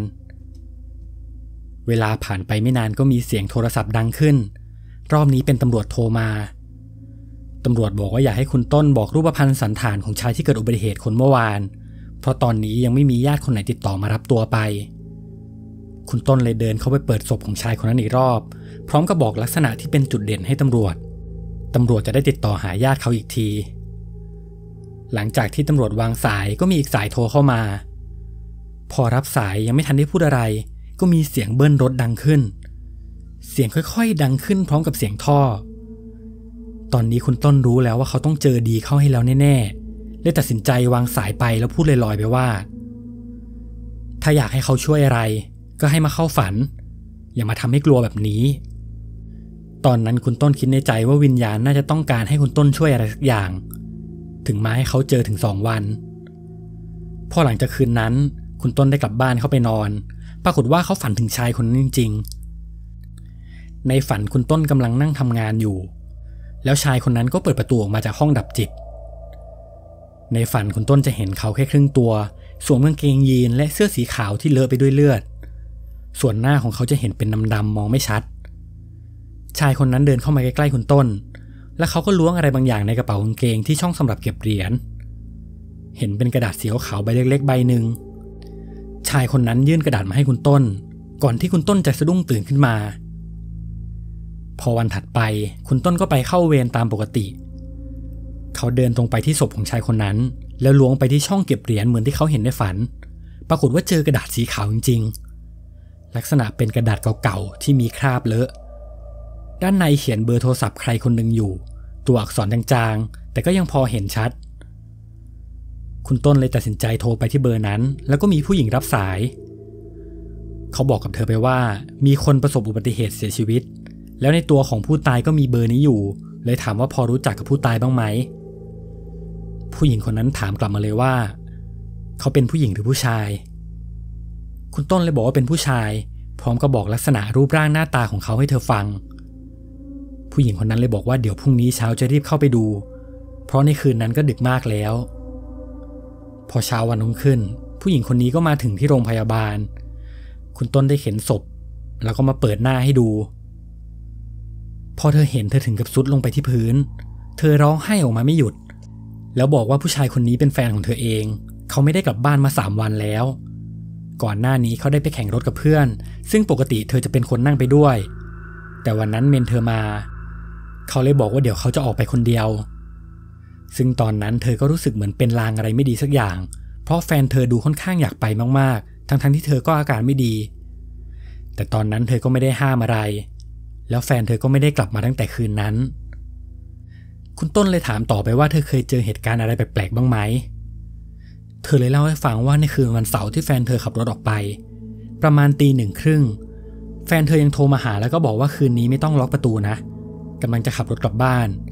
แล้วเดี๋ยวจะซื้อราดหน้าไปฝากซึ่งคุณต้นยังไม่ได้บอกเธอว่าตอนเขาไปรับศพชายคนนี้มาก็เวลา 1:30 น.ซึ่งเป็นไปไม่ได้ที่แฟนเธอจะโทรกลับมาเธอเล่าให้ฟังต่อว่าหลังจากคืนนั้นพอแฟนเธอไม่ได้กลับบ้านเธอก็พยายามโทรหาแต่โทรยังไงก็โทรไม่ติดคิดว่ามือถือน่าจะพังเธอได้ไปถามเพื่อนที่ชอบไปขับรถด้วยกันแต่ก็ไม่มีใครบอกอะไรเธอเลยทำได้แค่นั่งรออยู่ที่บ้านจนในคืนวันอาทิตย์ประมาณเที่ยงคืนเธอได้ยินเสียงเคาะประตูบ้านเธอดีใจมากคิดว่าเป็นแฟนของเธอแต่พอเปิดประตูออกไปกลับพบแต่ความว่างเปล่าแล้วหลังจากนั้นไม่กี่นาทีคุณต้นก็โทรมาหาเธอเล่าไปก็ร้องไห้ไปหลังจากนั้นเธอก็ได้ทำเรื่องรับศพแฟนของเธอไปทำพิธีตามศาสนาต่อไปทั้งหมดนี้เป็นเรื่องที่คุณต้นเล่าให้ฟังเขาคิดว่าวิญญาณคงอยากบอกว่าญาติของเขาเป็นใครแล้วให้ช่วยติดต่อให้ถือเป็นเรื่องราวหลอนๆที่เกิดขึ้นกับตัวเขาชัดที่สุดที่เขาได้ทำงานนี้มาเพราะปกติเขาจะได้ยินเสียงแค่คนเดินไปมาบ้างเท่านั้นผู้หญิงหลายคนที่ตัดผมสั้นแล้วรู้สึกไม่ชอบก็มักจะแก้ปัญหาด้วยการไปต่อผมแต่จะมีใครรู้ล่ะครับว่าผมที่เอามาต่อนั้นเป็นผมของใครกันเป็นผมของคนเป็นหรือเป็นผมของคนตายที่ร้านได้เอามาต่อให้เหมือนกับเรื่องนี้ผู้หญิงคนหนึ่งที่ผิดหวังกับร้านตัดผมที่ตัดสั้นจนเกินไปเธอเลยต้องไปหาร้านมาต่อผมแล้วหลังจากนั้นก็มีเรื่องราวแปลกๆเกิดขึ้นกับเธอกับเรื่องที่มีชื่อว่าวิกผมสยอง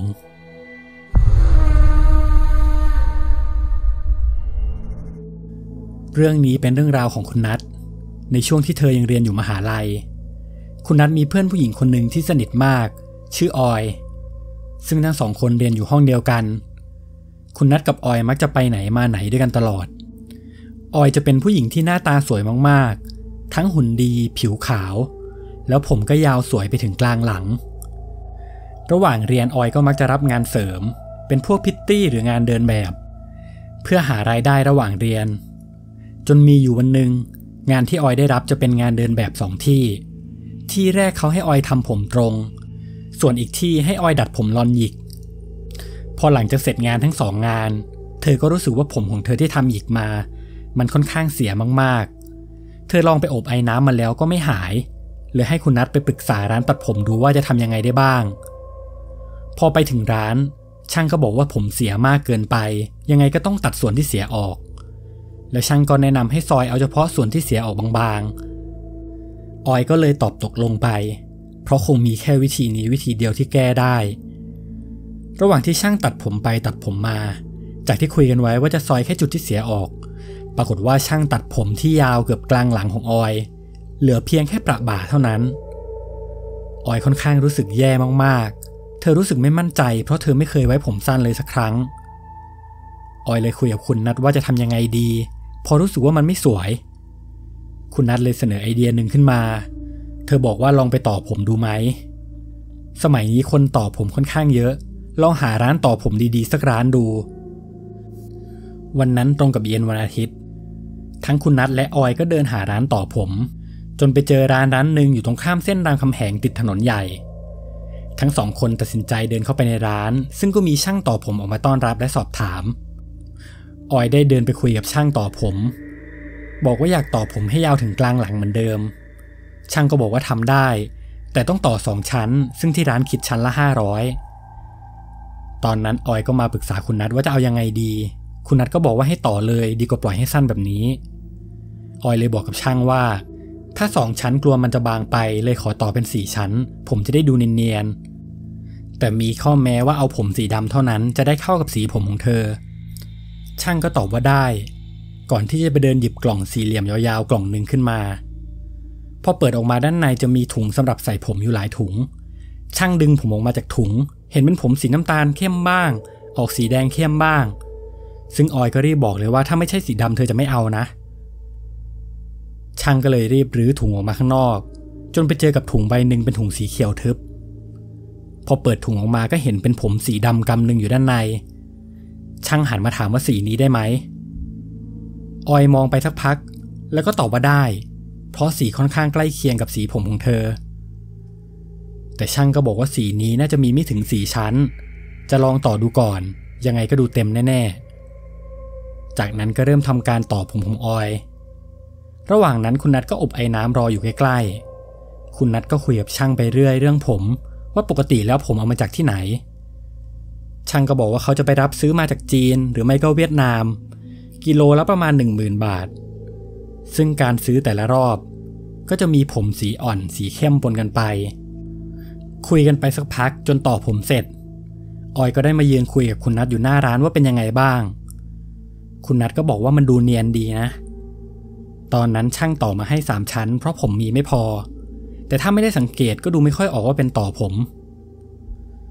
คุณนัทถามออยว่ารู้สึกยังไงบ้างออยก็บอกว่ารู้สึกหนักหัวแปลกๆซึ่งก็เป็นเรื่องปกติของคนที่ต่อผมมาหลังจากนั้นก็แยกย้ายกันกลับบ้านเวลาผ่านไป2 วันเหตุการณ์ก็เหมือนจะเป็นปกติไม่มีอะไรเกิดขึ้นจนมาถึงวันที่3ตรงกับวันพุธวันนั้นออยเดินมาคุยกับคุณนัทเธอเล่าว่าเมื่อคืนโทรไปเล่าให้เกดเพื่อนในกลุ่มคนหนึ่งฟังบอกว่าไปต่อผมมาแล้วเกดก็พูดแกล้งออยว่าไปต่อผมมาไม่กลัวเหรอผมผีหรือเปล่าก็ไม่รู้ตอนแรกออยก็ไม่ได้คิดอะไรแต่พอเกดพูดออยก็เริ่มกลัวขึ้นมาออยบอกว่าพอเกดทักคืนนั้นเธอก็ฝันเลยในฝันเธอเห็นว่าเธอกำลังสับเนื้อไก่อยู่เพื่อที่จะคลุกข้าวให้หมากินแต่ระหว่างที่สับไก่อยู่นั้นจู่ๆเส้นผมของเธอก็มาพันที่คอเธอจนหายใจไม่ออกออยสะดุ้งตื่นขึ้นบนเตียงเหงื่อเธอไหลเต็มไปหมดเธอพยายามมองดูที่กระจกแต่ทุกอย่างก็ปกติไม่ได้มีรอยอะไรคุณนัทได้ยินแบบนั้นก็หัวเราะแล้วก็บอกว่าออยคิดไปเองหรือเปล่าเพราะเกดพูดออยก็เลยเก็บเอาไปฝัน แล้ววันนั้นก็ผ่านไปพอเช้าวันพฤหัสออยมาเจอคุณนัทที่มหาลัยเธอก็บอกว่าเมื่อคืนตอนอาบน้ำเธอรู้สึกแปลกๆคืนนั้นเป็นคืนแรกที่เธอสระผมหลังจากต่อผมเสร็จซึ่งระหว่างที่สระผมแล้วลงครีมนวดเรียบร้อยเธอออกมาจากห้องน้ำกำลังจะซับผมที่เปียกอยู่ผมที่เพิ่งลงครีมนวดเสร็จจากที่ควรจะมีกลิ่นหอมๆกลับมีกลิ่นเหม็นอับมากๆเหมือนกับผมที่ไม่ได้สระมานานแต่พอเธอเป่าผมจนแห้งกลิ่นนั้นกลับหายไปคุณนัทหันมาพูดกับออยว่ายังไม่เลิกคิดมากอีกเหรอคงเป็นเพราะมัวแต่คิดเรื่องผีอาจจะคิดไปเองเรื่องกลิ่นผมพอวันถัดมาตรงกับวันศุกร์ซึ่งวันนั้นออยไม่ได้มาเข้าเรียนแต่คุณนัทคุยกับออยไว้แล้วว่าคืนนี้เธอและพี่ปลาจะเข้าไปนอนค้างคืนที่บ้านออยเพราะวันเสาร์คุณนัทกับออยมีเรียนพิเศษจะได้ตื่นขึ้นไปเรียนพร้อมกันแล้วก็ตกเย็นวันศุกร์คุณนัทกับพี่ปลาก็ได้นั่งรถไปที่บ้านของออยพอไปถึงก็เห็นออยทำกับข้าวรอไว้แล้วทั้ง3คนก็นั่งกินข้าวบนโต๊ะอาหารแล้วในตอนนั้นเองออยก็พูดขึ้นมาว่าเมื่อตอนกลางวันระหว่างที่เธอนอนกลางวันอยู่บนเตียงเธอฝันอีกแล้วในฝันเธอกำลังนอนหลับอยู่บนเตียงแล้วก็มีคนกระชากหัวของเธอให้ตกจากหมอนไปจนเธอสะดุ้งตื่นแล้วเธอก็บอกว่ารอบนี้มันเหมือนจริงมากๆเพราะตอนที่เธอตื่นขึ้นมาเธอรู้สึกเจ็บที่หัวเหมือนมีคนมาดึงผมจริงๆแล้วหัวของเธอก็ตกจากหมอนเหมือนในฝันคุณนัทก็บอกว่าออยเอาอีกแล้วนะอย่าไปคิดมากไม่มีอะไรหรอกหลังจากนั้นทุกคนก็นั่งเล่นกันพี่ปลาก็นั่งดูทีวีอยู่ที่ห้องนั่งเล่นส่วนออยก็นั่งเล่นเกมจนดึก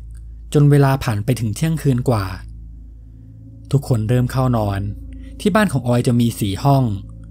ในคืนนั้นทุกคนนอนอยู่ในห้องใหญ่เป็นห้องนอนของออยโดยคุณนัทจะนอนอยู่ตรงกลางส่วนพี่ปลาและออยจะนอนอยู่ข้างๆคนละฝั่งเวลาผ่านไปไม่นานคนที่นอนหลับไปก่อนจะเป็นพี่ปลาตามด้วยออยส่วนคุณนัทจะเป็นคนที่ค่อนข้างนอนยากปกติแล้วเขาจะนอนกลิ้งไปมาถึงจะหลับเขานอนพลิกซ้ายพลิกขวาอยู่แบบนั้นจนเริ่มรู้สึกว่ากำลังจะเคลิ้มหลับอยู่ๆก็มีเสียงโทรศัพท์ดังขึ้นเวลาตอนนั้นก็ประมาณตี 1เธอหยิบโทรศัพท์ขึ้นมาดูในมือถือก็เป็นสายของเกดเพื่อนของเธอตอนนั้นเกดแค่โทรมาเล่นเพราะคิดว่าคุณนัทยังไม่นอนแล้วก็ถามคุณนัทว่าอยู่ไหนคุณนัทก็รีบตอบไปเพราะเขาก็เริ่มง่วงก่อนจะวางสายจากนั้นก็นอนตะแคงหันไปทางออยแล้วในตอนนั้นเองอยู่ๆก็มีกลิ่นอับเตะมาที่จมูกของคุณนัทเป็นกลิ่นที่เหม็นมากๆเหมือนผมที่ไม่ได้สระมานานคุณนัทค่อยๆลืมตาขึ้นมาดู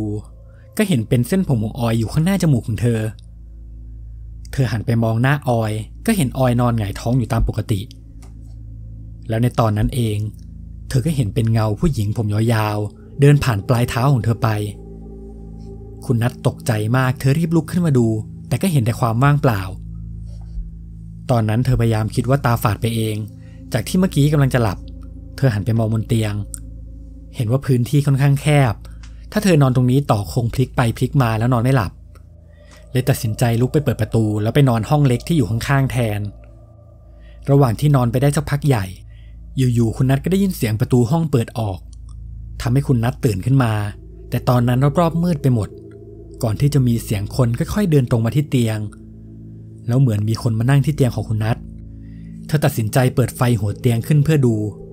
ก็เห็นเป็นพี่ปลานั่งอยู่ข้างๆคุณนัทเลยถามว่ากี่โมงแล้วพี่ปลาก็บอกว่าตี 3แล้วแต่คุณนัทสังเกตเห็นความผิดปกติบางอย่างของพี่ปลาทำเสียงเหมือนคนคัดจมูกแล้วก็เสียงสะอื้นเหมือนคนกำลังร้องไห้คุณนัทเลยถามว่าเป็นอะไรหรือเปล่าแต่พี่ปลาก็เงียบก่อนที่พี่ปลาจะพูดว่าพี่ทะเลาะกับแฟนคืนนี้พี่ขอนอนด้วยนะคุณนัทก็ตอบว่าแล้วพี่ปลาก็บอกว่าขอเปิดไฟนอนนะคุณนัทก็ตอบว่าอีกครั้งเพราะตอนนั้นก็ดึกมากๆเธอเองก็ค่อนข้างง่วงพอเช้าวันรุ่งขึ้นทุกคนเดินมาที่ห้องนั่งเล่นคุณนัทเห็นว่าพี่ปลาทำท่าทางแปลกๆเธอดูซึมๆไม่เหมือนกับก่อนหน้านี้เพราะปกติพี่ปลาจะเป็นคนที่ค่อนข้างเฮฮาแต่ก็คงเป็นเพราะพี่ปลาทะเลาะกับแฟนเธอเลยไม่ได้สนใจอะไรออยก็บอกว่าให้คุณนัทรีบไปอาบน้ำเดี๋ยวจะมีเรื่องเล่าให้ฟัง คุณนัทได้ยินแบบนั้นเธอก็ไม่ได้สนใจอะไรเธอรีบขึ้นไปอาบน้ำแล้วก็แต่งตัวจนเสร็จแล้วก็ตั้งใจจะไปยืมไดร์เป่าผมของออยระหว่างที่คุณนัทเปิดประตูห้องของออยเข้าไปลักษณะภายในห้องด้านในจะมีตู้เสื้อผ้าด้านซ้ายและตรงไปชิดกำแพงจะเห็นเป็นโต๊ะเครื่องแป้งตั้งอยู่ที่มีกระจกบานใหญ่ๆตอนนั้นคุณนัทเห็นว่าออยกำลังเป่าผมอยู่บนเตียงตรงที่ภายในเงากระจกที่สะท้อนเงาออยกลับเป็นร่างของผู้หญิงอีกคนที่นั่งอยู่บนเตียงคุณนัทเห็นหน้าตาของผู้หญิงคนนั้นได้ชัดลักษณะเป็นผู้หญิงผมยาวกำลังจ้องหน้าคุณนัทผ่านกระจกอยู่หน้าตาของผู้หญิงคนนั้นดูสั้นๆจมูกเล็กๆคุณนัทตกใจมากถึงกับทำอะไรไม่ถูกผู้หญิงที่อยู่ในกระจกก็ยังคงจ้องมองหน้าเธออยู่แบบนั้นจนออยหยุดเป่าผมแล้วหันมาถามคุณนัทว่าจะมายืมไดร์เหรอคุณนัทหันไปมองที่เตียงแล้วก็ตอบกลับไปว่าไม่เป็นไรไม่มีอะไรแล้วก่อนที่เธอจะรีบปิดประตูเดินออกจากห้องไปพอทุกคนเตรียมตัวเสร็จก็รีบเรียกรถออกไปเพื่อเรียนพิเศษส่วนพี่ปลาเธอบอกว่าให้รถจอดส่งเธอที่หน้ารามเดี๋ยวเธอจะแวะไปเล่นกับเพื่อนก่อนพอถึงหน้ารามพี่ปลาก็ลงจากรถไปก่อนเหลือแค่คุณนัทกับออยที่ผ่านมาคุยกับคุณนัททันทีออยเธอพูดว่าไหนว่าออยคิดไปเองไงคุณนัทก็ทำสีหน้างงๆแล้วก็ถามว่ามีอะไร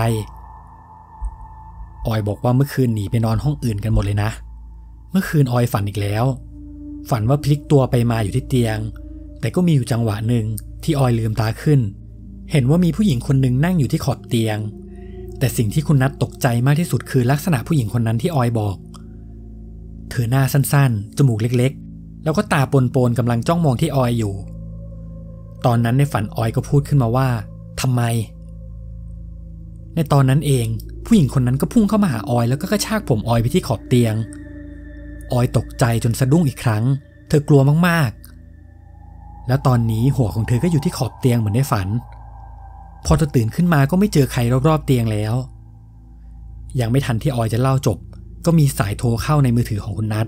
ซึ่งเป็นสายของพี่ปลาพอคุณนัทรับสายพี่ปลาก็บอกว่าพี่มีเรื่องจะเล่าให้ฟังแต่อย่าเพิ่งไปบอกออยนะคุณนัทได้จะตอบตกลงแต่ตอนนั้นเธอก็เปิดลำโพงไว้แล้วเพื่อให้ออยได้ยินไปด้วยเลยพี่ปลาบอกว่าเมื่อคืนที่เธอไปขอนอนด้วยเธอไม่ได้ทะเลาะกับแฟนแต่เธอเห็นผีตอนที่คุณนัทออกจากห้องไปแล้วระหว่างที่พี่ปลาหลับอยู่เธอพลิกตัวหันไปฝั่งที่ออยนอนและตอนนั้นเธอก็รู้สึกว่ามีเหมือนอะไรมาจิ้มหน้าคล้ายๆกับเส้นผมปลิวไปมาอยู่รอบหน้าของเธอค่อยๆลืมตาขึ้นก็เห็นเป็นผมของออยจริงๆเป็นผมกองใหญ่กองอยู่ข้างหน้าแล้วที่น่าตกใจไปกว่านั้นคือตอนที่พี่ปลามองไปที่หน้าของออยตอนนั้นออยนอนตะแคงหันหลังอยู่แล้วที่ด้านหลังศีรษะของออยมีใบหน้าผู้หญิงอีกคนจ้องมองมาที่หน้าของพี่ปลาตกใจมากเธอทำอะไรไม่ถูกลักษณะหน้าของผู้หญิงคนนั้นดูสั้นๆจมูกเล็กๆและตาดำไปทั้งดวงสายตาคู่นั้นยังคงจ้องมองมาที่พี่ปลาพยายามจะร้องแต่ก็ร้องไม่ออกเธอเคยได้ยินมาว่าถ้าเห็นผีให้รีบหลับตา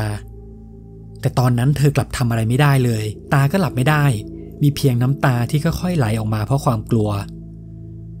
พี่ปลาพยายามนึกถึงหน้าพ่อหน้าแม่จนสุดท้ายเธอก็ใช้แรงทั้งหมดดีดตัวขึ้นจากที่นอนเธอพยายามตั้งสติแล้วจ้องมองไปที่เตียงอีกครั้ง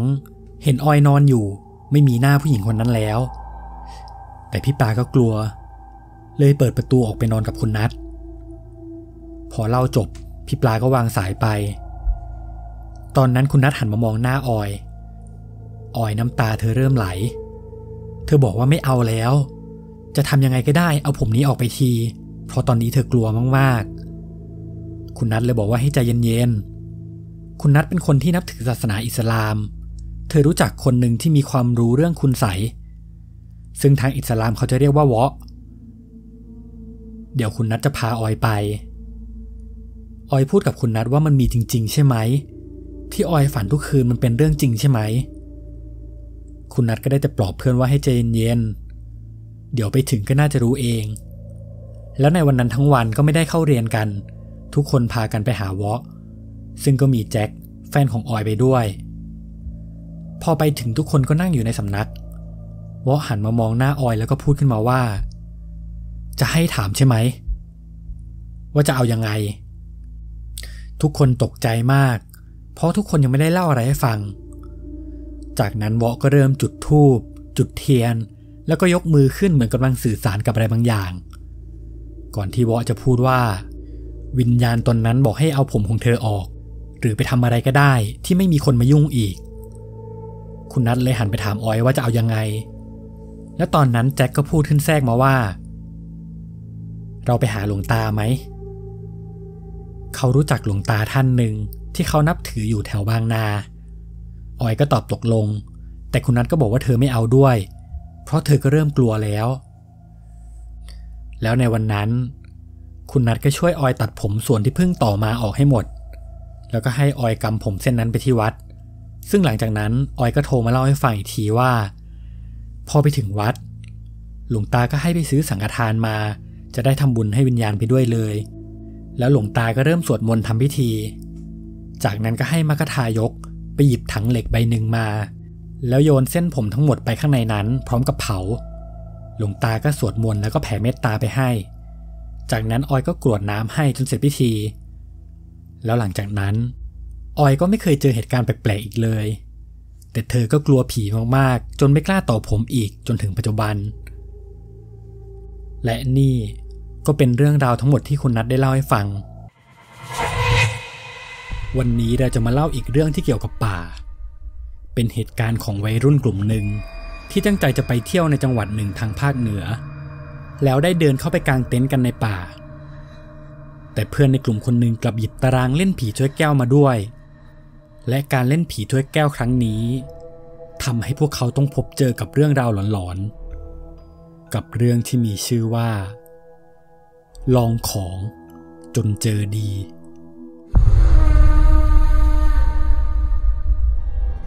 เรื่องนี้เป็นเรื่องราวของคุณม่อนเหตุการณ์เกิดขึ้นในช่วงปีพ.ศ. 2551ตอนนั้นคุณม่อนอายุประมาณ25ปี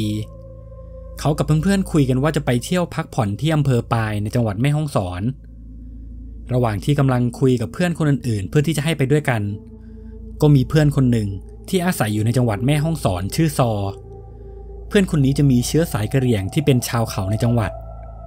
เขาบอกกับคุณม่อนว่าไม่ต้องไปที่ปายหรอกไปเที่ยวเล่นที่หมู่บ้านเขาดีกว่าเพื่อนคนอื่นๆก็เริ่มดูสนใจเลยถามว่าบ้านอยู่ตรงไหนของจังหวัดเขาก็กางแผนที่แล้วก็ชี้ให้ดูหมู่บ้านที่ซออยู่จะติดกับแม่น้ำสารวินพอดีซึ่งดูจากสถานที่ก็ค่อนข้างน่าเที่ยวเพื่อนคนอื่นๆก็ตกลงว่าจะไปกันที่นั่นพวกเขารวมตัวกันได้ทั้งหมด9คน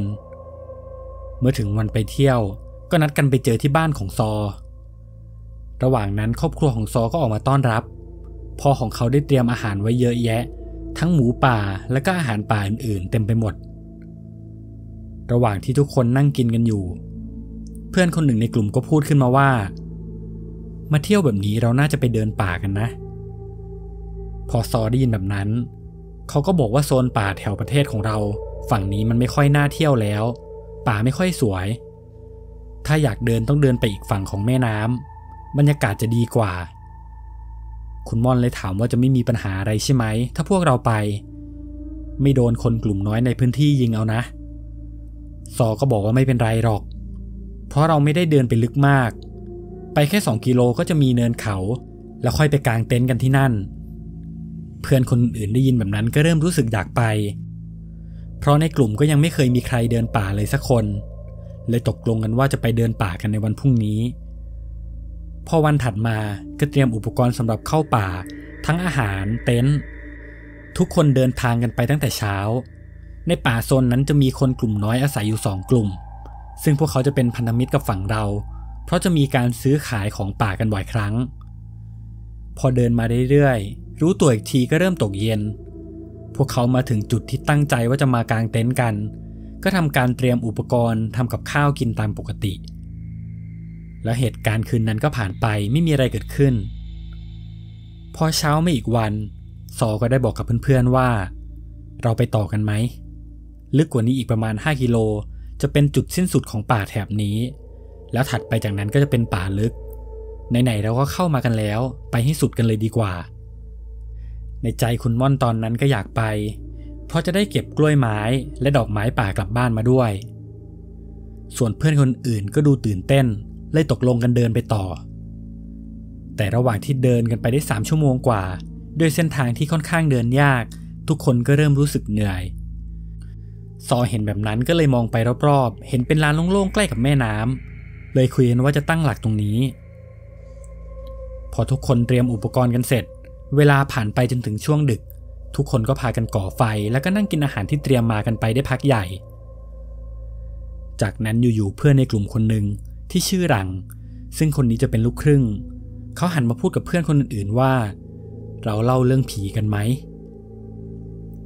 คนในกลุ่มตอนนั้นไม่ค่อยมีใครเชื่อเรื่องผีเพราะตอนอยู่กรุงเทพพวกเขามักจะพากันไปล่าท้าผีที่บ้านร้างหรือสถานที่ที่เขาว่าผีเฮี้ยนๆมาแล้วแต่ก็ไม่เคยมีใครเจออะไรบรรยากาศในป่าตอนนี้ค่อนข้างเงียบแค่แสงไฟจากฟืนที่พวกเขาจุดรอบๆจะค่อนข้างมืดและเงียบมากๆมีเพียงเสียงแมลงเสียงใบไม้และเสียงนกร้องอยู่ในป่าตอนนั้นคุณม่อนเริ่มรู้สึกแปลกๆอย่างหนึ่งเพราะเขาได้ยินเหมือนเสียงผู้หญิงร้องไห้แต่ซอก็บอกว่าไม่ใช่เป็นเสียงของนกชนิดหนึ่งที่อยู่ในป่าซึ่งเสียงที่เขาได้ยินค่อนข้างฟังดูน่าขนลุกมากๆเพื่อนคนอื่นๆดูอยากจะเล่าเรื่องผีเหมือนกันแต่คุณม่อนก็พูดแทรกไปว่าถ้าจะเล่าเรื่องผีก็มีแต่เรื่องเดิมๆที่เคยเล่ากันแล้วเรามาเล่นอย่างอื่นกันดีกว่าไหมแล้วตอนนั้นเองหลังก็ได้หยิบอะไรบางอย่างออกมาจากกระเป๋าสิ่งนั้นคือกระดาษสำหรับเล่นผีถ้วยแก้วพร้อมกับแก้วใบเล็กๆใบหนึ่งเหมือนว่าหลังจะได้เตรียมการเอาไว้แล้วเขาถามคนในกลุ่มว่าเล่นนี่ไหมซอและเพื่อนอีก2 คนใส่หัวแล้วก็บอกว่าไม่เล่นเพราะที่พวกเขาอยู่เป็นป่าพ่อกับแม่ของเขาเคยบอกไว้ว่าไม่ให้เล่นอะไรแผลงๆกลัวว่าจะเจอลมเพลลมพัดส่วนคุณม่อนก็กลัวว่าจะเสียฟอร์มเลยตกลงเล่นกับเพื่อนอีก5 คนรวมกันทั้งหมดเป็น6 คนที่นั่งเล่นผีถ้วยแก้วกันตอนนั้นก็กะเล่นกันไปขำๆเพื่อนบางคนก็เอานิ้วดันแก้วเองไปมาบ้างจนตาสุดท้ายเพื่อนคนหนึ่งในกลุ่มชื่อตั้มเขาบอกว่าพวกมึงไม่ต้องดันแล้วนะแล้วเขาก็ตะโกนขึ้นรอบนี้ขอให้ผีตัวไหนก็ได้เข้ามาจะเป็นผีเจ้าป่าเจ้าเขาหรือผีพม่าก็เอาวะเพื่อนอีกคนที่นั่งอยู่ใกล้ๆชื่อเจก็หันมาพูดว่าถ้าผีพม่าเข้ามาแล้วมึงจะฟังรู้เรื่องเหรอวะพอพูดจบเพื่อนอื่นๆก็ขำกันไปจากนั้นก็หันมาเล่นกันต่อรอบนั้นไม่มีใครใช้นิ้วดันทำให้แก้วบนกระดานหยุดนิ่งทุกคนได้แต่จดจ่อไปที่แก้วเวลาผ่านไปเกือบ2 นาทีแต่แก้วก็ยังไม่ขยับไปไหนเจเลยพูดขึ้นมาว่าคงไม่มีแล้วมั้งผีพม่าอ่อนวะพอได้ยินแบบนั้นเพื่อนอีกคนก็หันมาเตือนบอกว่าอย่าพูดแบบนั้นมันไม่ดีที่นี่กลางป่ากลางเขาแล้วก็ไม่ใช่ถิ่นของเราด้วยแต่เจก็บอกไม่เป็นไรหรอกเพราะเขาก็ไม่กลัวแล้วตั้มก็หันมาพูดว่าถ้ามึงเห็นแก้วขยับนะพวกมึงรอถามได้เลยว่าใครพาผีตัวนี้เข้าสู่วงการผีถ้วยแก้วทุกคนได้ยินแบบนั้นก็ต่างพากันหัวเราะเสียงดังแล้วก็ยกมือขึ้นออกจากแก้วกันทุกคนซอที่นั่งมองเพื่อนอยู่ข้างหลังเขาหันมาบอกเพื่อนที่กำลังเล่นอยู่ว่าถ้าจะเล่นก็เล่นกันดีๆเพราะตอนนี้เราอยู่กันในป่าแต่คนอื่นๆก็ไม่ได้สนใจอะไรหันกลับไปเล่นผีถ้วยแก้วกันต่อระหว่างที่กำลังจะเล่นอีกตาเพื่อนคนอื่นๆก็เอานิ้วแตะไปที่แก้วส่วนเจกับคุณม่อนกำลังจะไปแตะตอนนั้นเองจู่ๆแก้วก็ขยับคุณม่อนถึงกับหันไปมองหน้าเพื่อนใครขยับแก้ววะพวกมึงจะรีบไปไหนกูยังไม่ได้แตะแก้วเลยเพื่อนทั้ง4 คนที่เอานิ้วแตะแก้วอยู่ก็มองหน้ากันแล้วก็บอกว่าไม่ได้ขยับรู้สึกเหมือนแก้วขยับเองพอพวกเขารู้สึกได้ว่าถ้ามีคนขยับแก้วกับแก้วขยับเองความรู้สึกมันจะต่างกันทุกคนได้แต่นั่งนิ่งแต่คุณม่อนก็ไม่เชื่อทั้งเขาและเจก็เอานิ้วไปแตะที่แก้วตอนนี้เขารู้สึกเหมือนแก้วขยับเองจริงแก้วค่อยๆขยับมั่วไปทั่วกระดานไม่เป็นคำเจเลยพูดติดตลกไปว่ากูบอกแล้วอย่าเชิญผีพม่ามามันฟังไม่รู้เรื่องพอสิ้นเสียงที่เจพูด แก้วที่พวกเขาจับอยู่ก็ร้าวออกมาเป็นเส้นยาวๆจากที่ทุกคนขำๆกันอยู่ตอนนี้ทุกคนกลับนิ่งเงียบไม่มีใครกล้าพูดอะไรตัวคุณม่อนเองก็เริ่มรู้สึกไม่ดีทุกคนเลยยกมือออกจากแก้วแล้วทำการจุดธูปขอขมาก่อนที่จะแยกย้ายกันไปเข้านอน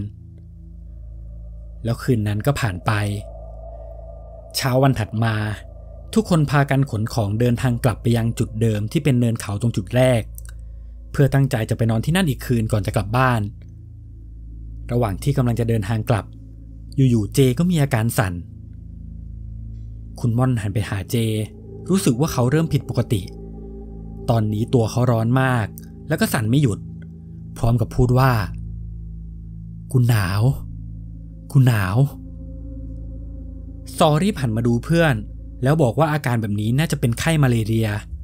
ต้องรีบพากลับบ้านให้ไวที่สุดแล้วค่อยพาไปอนามัยใกล้ๆหมู่บ้านด้วยความเป็นห่วงเพื่อนวันนั้นทุกคนเลยรีบเดินทางกลับทันทีแต่กว่าจะถึงก็เกือบค่ำทุกคนช่วยกันยกเจขึ้นไปบนบ้านให้พ่อและแม่ช่วยดูอาการยังไม่ทันจะพาเจไปอนามัยด้วยความที่อาการเขาค่อนข้างหนักอยู่ๆเจก็หยุดหายใจแล้วก็เสียชีวิตไปตรงนั้นเลยทุกคนตกใจมากไม่คิดว่าอาการเจจะหนักขนาดนี้แต่ก็คิดว่าน่าจะเป็นเพราะพิษของไข้หวัด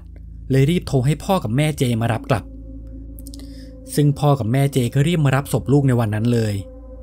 จากนั้นทุกคนก็เดินทางกลับกรุงเทพผ่านมา2 วันทุกคนได้ไปร่วมงานศพของเจในตอนนั้นตั้มก็หันมาพูดกับคุณม่อนว่าเขาเริ่มรู้สึกแปลกๆตลอด2 วันนี้เหมือนมีใครเดินตามหลังเขาอยู่ตลอดเวลาคุณม่อนเลยบอกว่าไม่น่ามีอะไรหรอกน่าจะเป็นวิญญาณของไอ้เจหรือเปล่าที่มาหาเพื่อนตั้มก็คิดว่าน่าจะเป็นแบบนั้นเลยไม่ได้คิดอะไรผ่านไปวันที่3ของการสวดศพตอนนั้นทั้งคุณม่อนและเพื่อนคนอื่นนั่งคุยกันอยู่ที่บ้านของเจแล้วก็มีสายโทรเข้ามาเป็นสายของตั้มวันนั้นตั้มไม่ได้มาร่วมงานเขาคุยกับคุณม่อนว่าม่อนกูว่ากูโดนแล้วว่ะ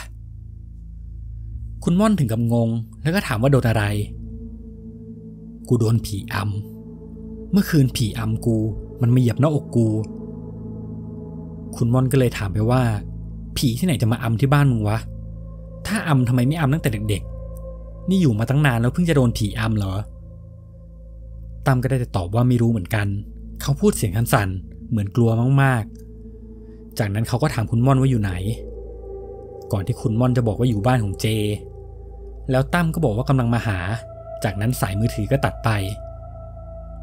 เวลาผ่านไปไม่ถึง20 นาที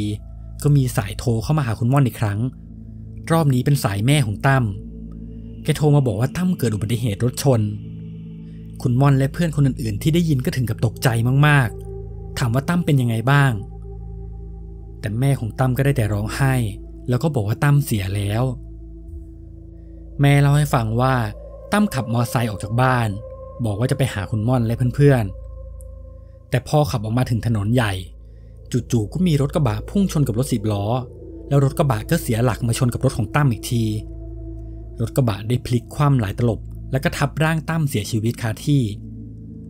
ทุกคนที่อยู่ตรงนั้นต่างก็ทำอะไรไม่ถูกพยายามคิดว่าคงเป็นแค่อุบัติเหตุทั่วไปจากนั้นวันเผาศพของเจก็ผ่านไปทุกคนก็ไปร่วมงานศพของตั้มต่อ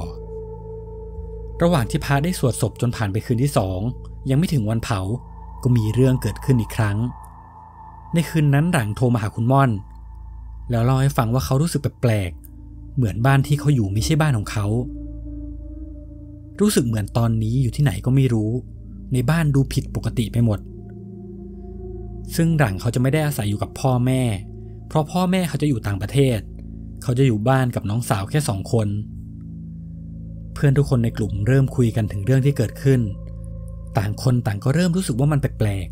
ๆหรือจะเป็นเพราะที่พวกเขาเล่นผีถ้วยแก้วกันในป่าแต่เพื่อนอีกคนก็บอกว่าไม่น่าจะเกี่ยวกันเพราะเราก็กลับมากรุงเทพแล้วหรือเป็นเพราะเรายังไม่ได้ทำบุญเพื่อนทุกคนในวงต่างพยายามหาสาเหตุถึงเรื่องราวที่เกิดขึ้นจนวันนั้นก็ผ่านไปเช้าวันต่อมายังไม่ทันที่จะถึงวันเผาศพของตั้มก็มีเพื่อนคนหนึ่งโทรมาหาคุณม่อนเพื่อนคนนั้นโทรมาบอกว่าหลังตายแล้วรอบนี้เป็นอาการไหลตาย คือนอนไปเฉยๆแล้วก็ไม่หายใจซึ่งทางการแพทย์ได้วินิจฉัยว่าหัวใจของหลังล้มเหลวเฉียบพลันซึ่งน่าจะเป็นไปได้ยากมากๆเพราะหลังจะเป็นคนที่ไม่กลัวผีและเขาเองก็ไม่ได้นับถือศาสนาพุทธเขาเคยไปล่าท้าผีกับคุณม่อนหลายครั้งและทุกครั้งหลังจะเป็นคนเดินนำไปก่อนแต่ก็ไม่เคยเจอเรื่องราวแปลกๆแต่รอบนี้กลับร้ายแรงจนถึงขั้นเสียชีวิตคุณม่อนเลยเรียกทุกคนที่ไปเที่ยวกันวันนั้นให้มารวมกลุ่มกันแล้วบอกไปว่าเหตุการณ์มันไม่ปกติแล้วแน่ๆเป็นไปไม่ได้ที่เพื่อนจะตายติดต่อกัน3 คนในเวลาไม่กี่วันเลยคุยกันว่าต้องไปวัดเพื่อให้พระช่วยเพราะไม่รู้ว่าคนที่ตายคนต่อไปจะเป็นใคร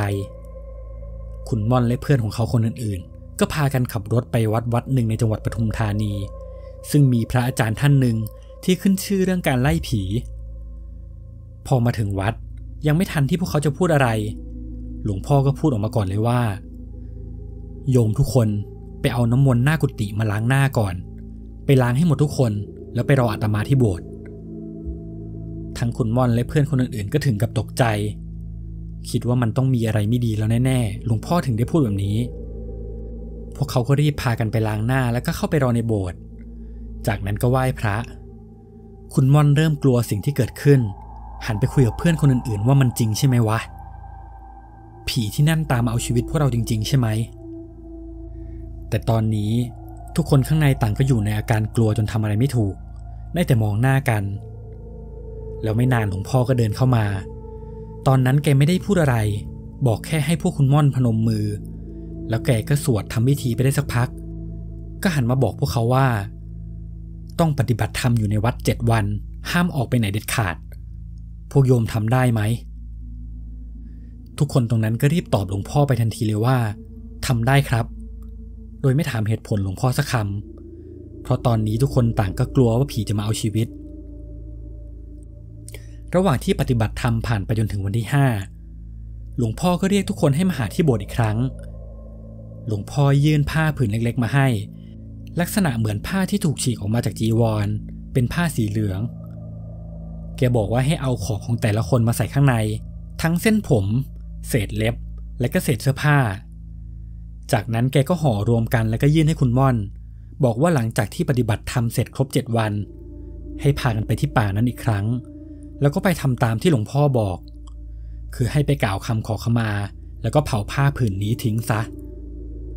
ตอนนั้นทุกคนตกใจมากเพราะยังไม่ทันจะเล่าอะไรให้หลวงพ่อฟังแล้วหลวงพ่อรู้ได้ไงว่าพวกเขาทำอะไรมาคุณม่อนพยายามเล่าเหตุการณ์ทั้งหมดที่เขาได้เจอมาให้หลวงพ่อฟังแต่หลวงพ่อก็บอกว่าไม่ต้องเล่าเพราะแกรู้แล้วรู้ตั้งแต่พวกเขาทั้งหมดก้าวเท้าเข้ามาในวัดตั้งแต่ตอนแรกแล้ววิญญาณพวกนั้นก็ตามมาทุกคนได้ฟังก็ถึงกับขนลุกเพราะหลวงพ่อใช้คำว่าวิญญาณพวกนั้นซึ่งหมายถึงวิญญาณไม่ได้มีแค่ตัวเดียวต้องมีมากกว่า1 ตัวหลวงพ่อเล่าต่อว่าวิญญาณพวกนั้นตามพวกเขามาตลอดเพียงแค่เข้ามาในบริเวณนั้นไม่ได้แต่ไม่ต้องกลัวตอนนี้วิญญาณพวกนั้นไม่อยู่แล้วเพียงแค่ต้องทำเรื่องนี้ให้มันจบจะได้ไม่ต้องมีใครมาเป็นอะไรอีกพอครบ7 วันทุกคนก็กลับไปที่แม่ห้องสอนอีกครั้งพวกเขาไปที่บ้านของซอเพื่อจะให้ซอพากลับไปยังจุดที่เกิดเรื่องแต่พอเห็นสภาพซอตอนนี้พวกเขาถึงกับตกใจเพราะซอไม่สามารถพาพวกเขาเข้าไปในป่าได้อีกแล้วสภาพของซอคือขาขาดทั้ง2 ข้างซอเล่าให้ฟังว่าก่อนหน้านี้เขาได้เกิดอุบัติเหตุรถคว่ำทำให้กระดูกขาทั้ง2 ข้างแตกละเอียดหมอเลยจำเป็นต้องตัดขาออกตอนนั้นคุณม่อนคิดในใจว่าขนาดซอไม่ได้ร่วมเล่นผีถ้วยแก้วยังต้องเจอหนักขนาดนี้ยังไงพวกเขาก็ต้องรีบไปทำพิธีให้เสร็จ